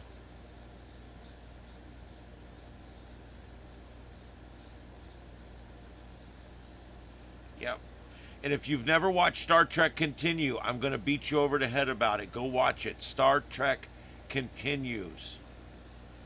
Because I'm telling you,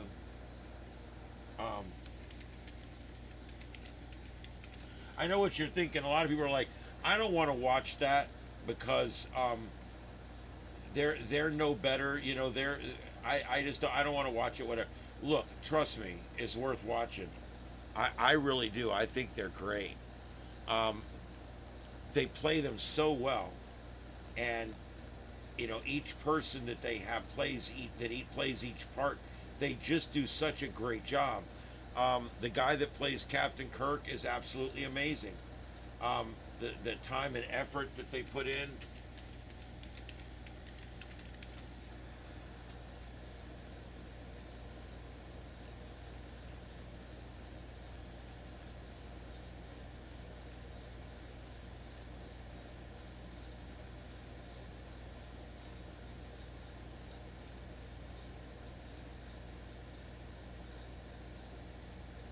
What's really cool about it is the effort that they put into it, and I think that's what makes it so special, is because they really tried hard to put in the extra effort. They didn't half-ass anything on this. Because why? Because it was important to them.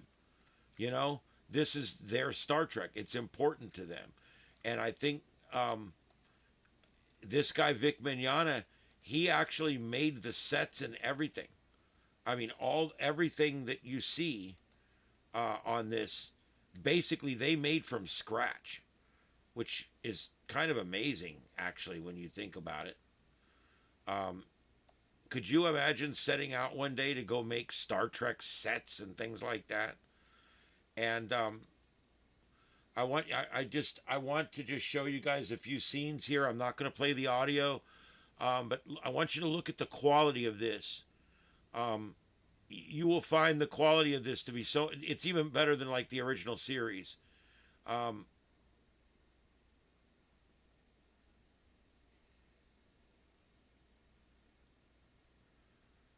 Very, very cool. They got a neat crew. This is one of the final episodes. I don't want to give anything away, but at the end of this, they have a scene here I'm going to show you because it doesn't give it away. They made this scene. This is Captain Kirk. This is Captain Kirk in his new white uniform that he was just issued. Remember, they changed uniforms after the TV show. And he's talking to his crew for the last time. And he just dismissed his crew for the last time. But I want you to see what this crew looks like when he pans out. They made this. Everything's fake. I mean, they did this all with green screen. It's the same 40 people, and they just put them in all different colored shirts and have them sit back down again. But he's telling them right now that he'll no longer be their captain. He's going to be a fleet admiral. And there's the guy that plays Spock, Bones. That's the guy that plays Scotty. He's actually Jimmy Doohan's son. It's amazing. And that's she's Nyota Uhura. And obviously Pavel Chekhov. But it is absolutely an amazing show. And, of course, that's Vic Mignogna. He plays Captain James T. Kirk.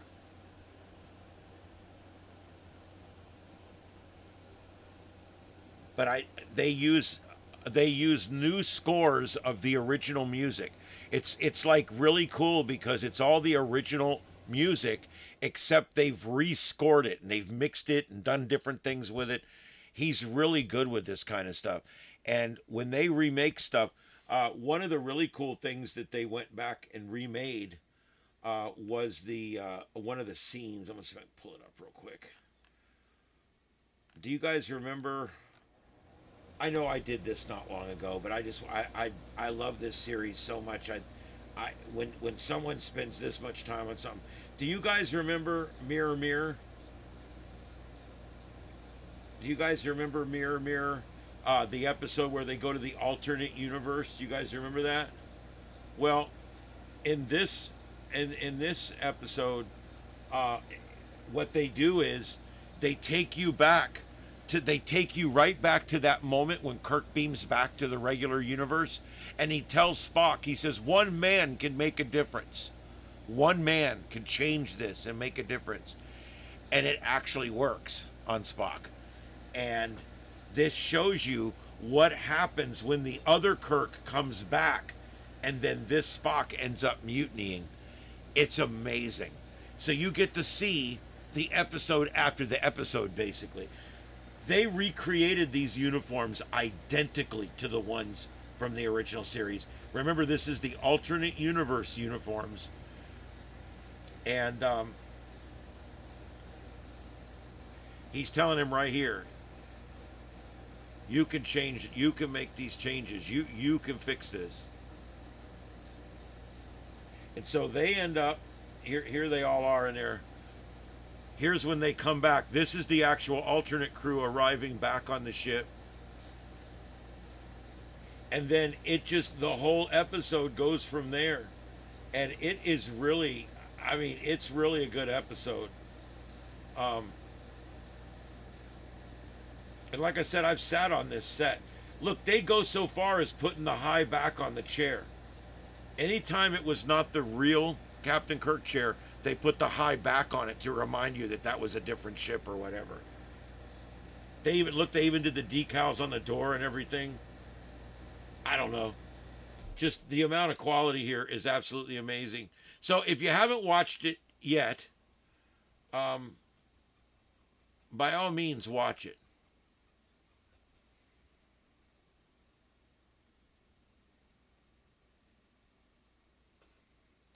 All right. So anyway, good enough. I just wanted to show you guys that. There's 11 episodes. They're all feature length. They're like 45 minutes to an hour 10. And they're all no commercials. They're royalty free. They're right on YouTube. And just type in Star Trek Continues. I think I put in the link there for you. And like I said, if you want to visit the sets, they're worth visiting. They don't cost a lot of money to visit. I like the 70s show.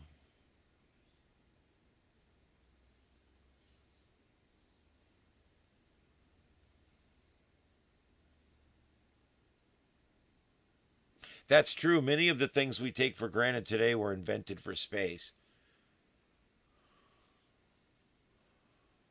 Yeah. All right, guys.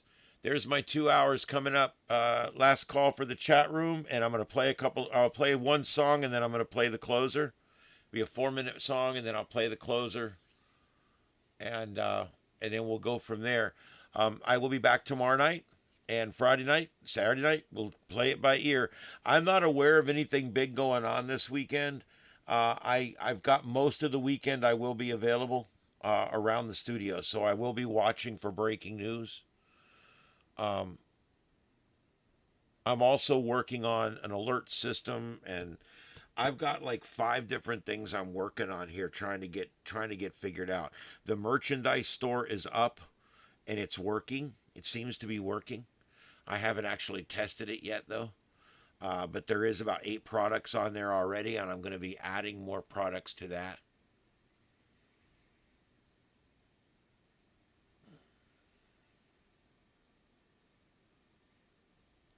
BN, if you're talking about that show I was showing you, it's a nostalgic piece.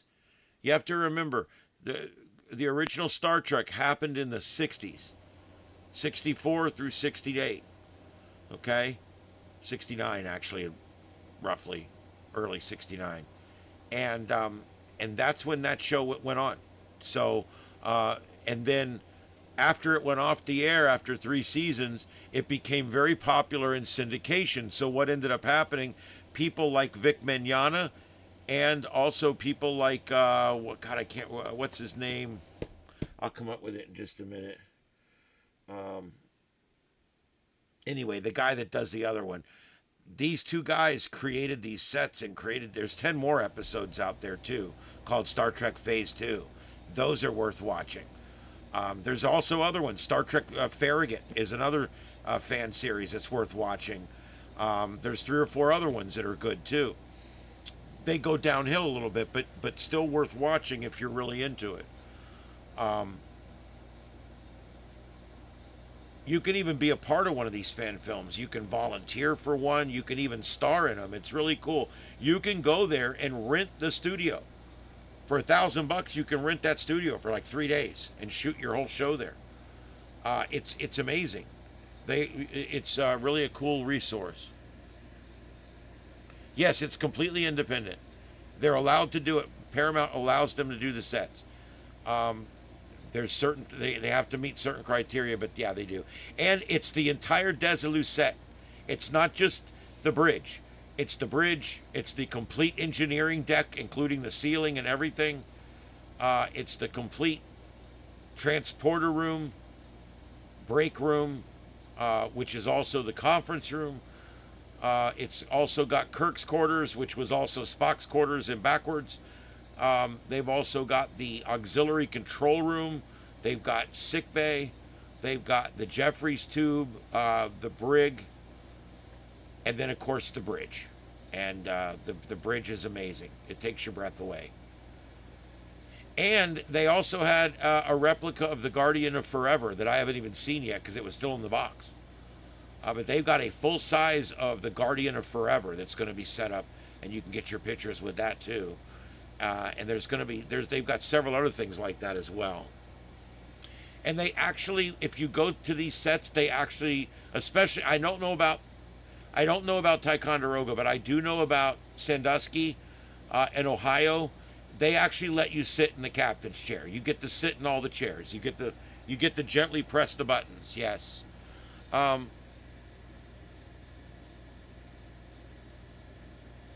Yes, that was called the Orville. I think they've done 4 seasons. I think they may do another, and I like it. It's very good. The Orville by Seth MacFarlane is a very good Star Trek alternative. It's very Star Trek, trust me.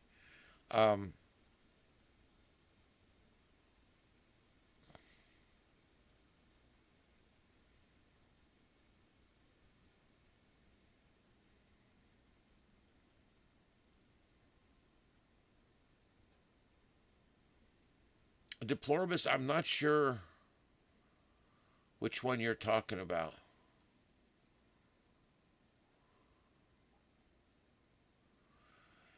I think they did do some of them with a lot of folks from Georgia down in the South down there. So I think I knew it. I know what you're talking about. Um, but those sets moved around. The original ones, I think it was somewhere else when those were shot, and then it moved to Georgia and they shot a bunch more there. Um, yeah.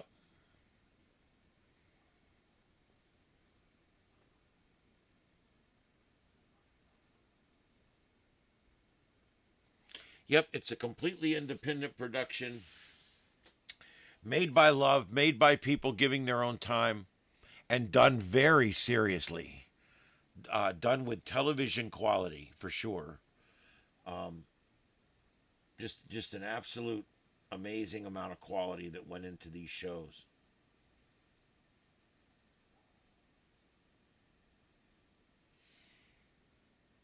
I'm gonna drive up to Sandusky once they get it all. They're almost done. Once that one's done, I plan to go up there. Let's see here.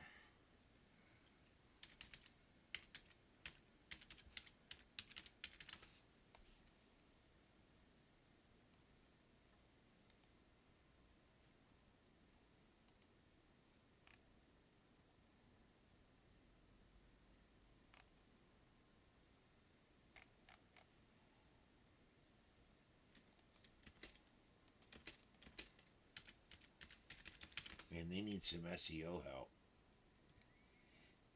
Oh, there it is. Now they're under construction right now, both physically and digitally. But there's the link. Yeah.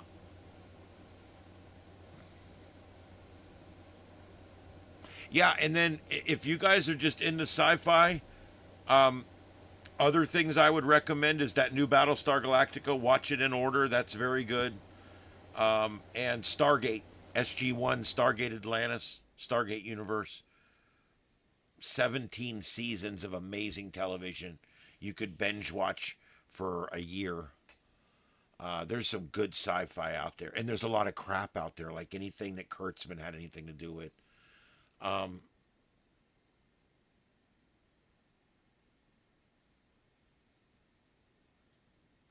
yeah, I don't know, man. Every time I make 27,000, they do another purge. I woke up this morning, I lost 15 subscribers overnight. I gain back 5 or 10 in the show, and then I lose 15 overnight, and it's like I'm going the wrong direction here. I don't know what to do. You should try Stargate. I'm telling you. Start with the movie with Kurt Russell. Watch the movie. Then start watching the sci-fi show with SG-1 season 1, and then just go through it, man. I'm telling you, it's really good sci-fi. I've got several people right now I know of that have never watched it before. I turned them on to it, and now they're geeks on it. So, um,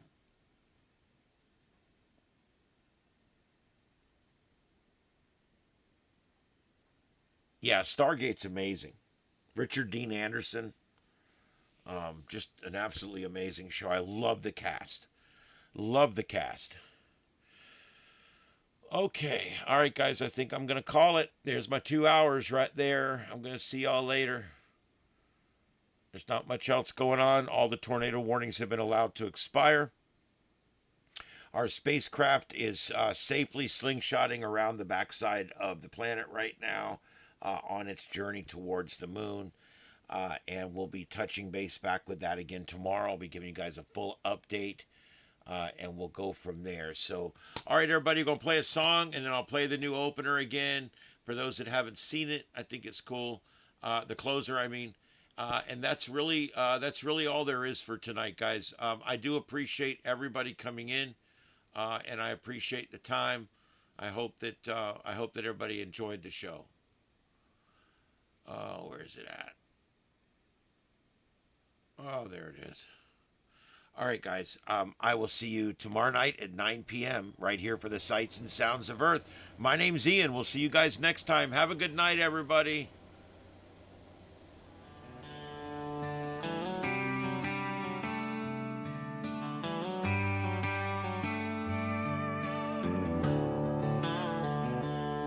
Well, I turned on the TV. What a sorry sight. Left us out there hugging every terrorist in the night. And they scream from the river to the sea while rockets fly.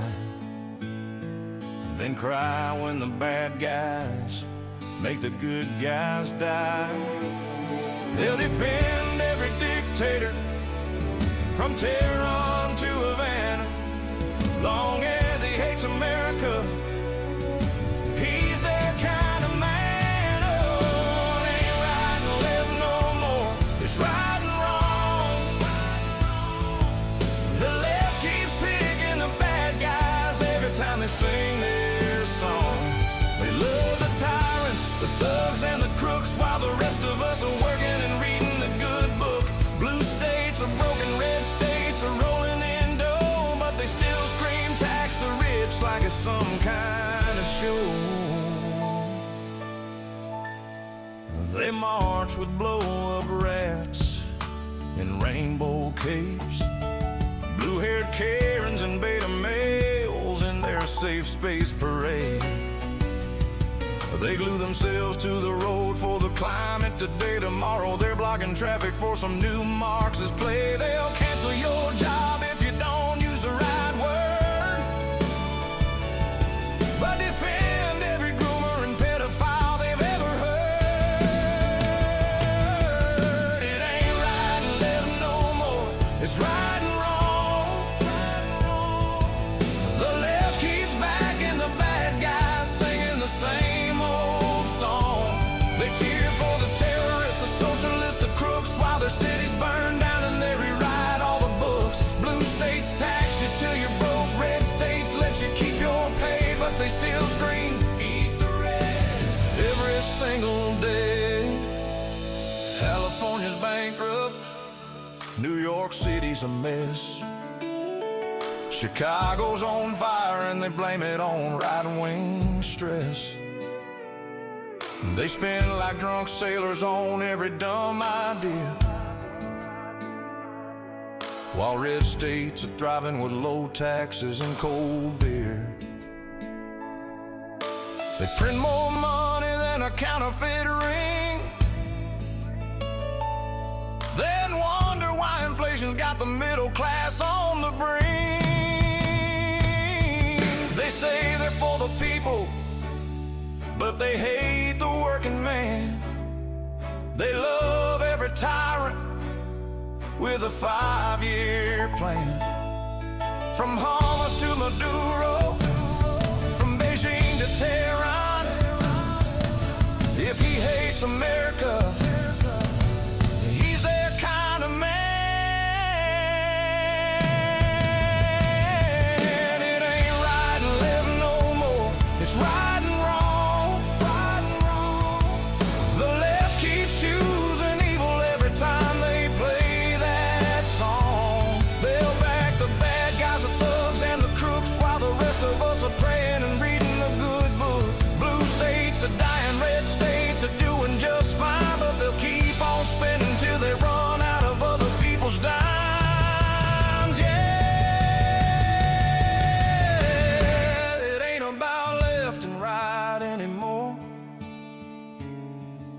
about right and dead wrong. Pass the beer, boys.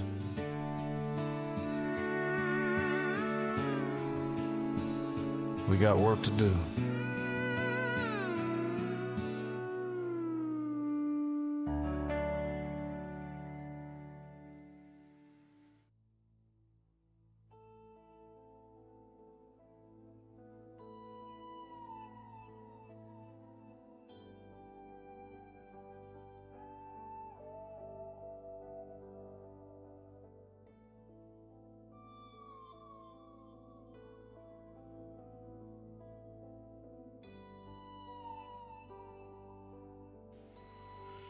This is the YouTube channel Starship Adventures, broadcasting live from Starship Studios in North Fort Myers, Florida, in the United States of America. We thank you for joining us this evening for another broadcast of the Sights and Sounds of Earth, covering every breaking news story across this troubled planet of ours. We brought you the raw, unfiltered pulse of the world in real time through our unique multi-screen format, broadcasting in high definition worldwide via fiber optic connection. Starship Adventures, a new kind of YouTube content. To our regular viewers, our loyal crew members, our amazing moderators, and everyone who tunes in each night at 9 p.m. Eastern, we thank you. Your support keeps this independent voice alive and well. We'll be back tomorrow evening at 9 p.m. Eastern with another live edition of the Sights and Sounds of Earth, right here on Starship Adventures. Until then, stay safe, stay informed, and may God bless you and these United States of America. This is Starship Adventures, and this concludes our broadcast day. Good night, America, and around the world. Kilo Oscar 4, Echo Foxtrot Sierra. Signing off. QSY, 7 3s, everyone, 7 3s.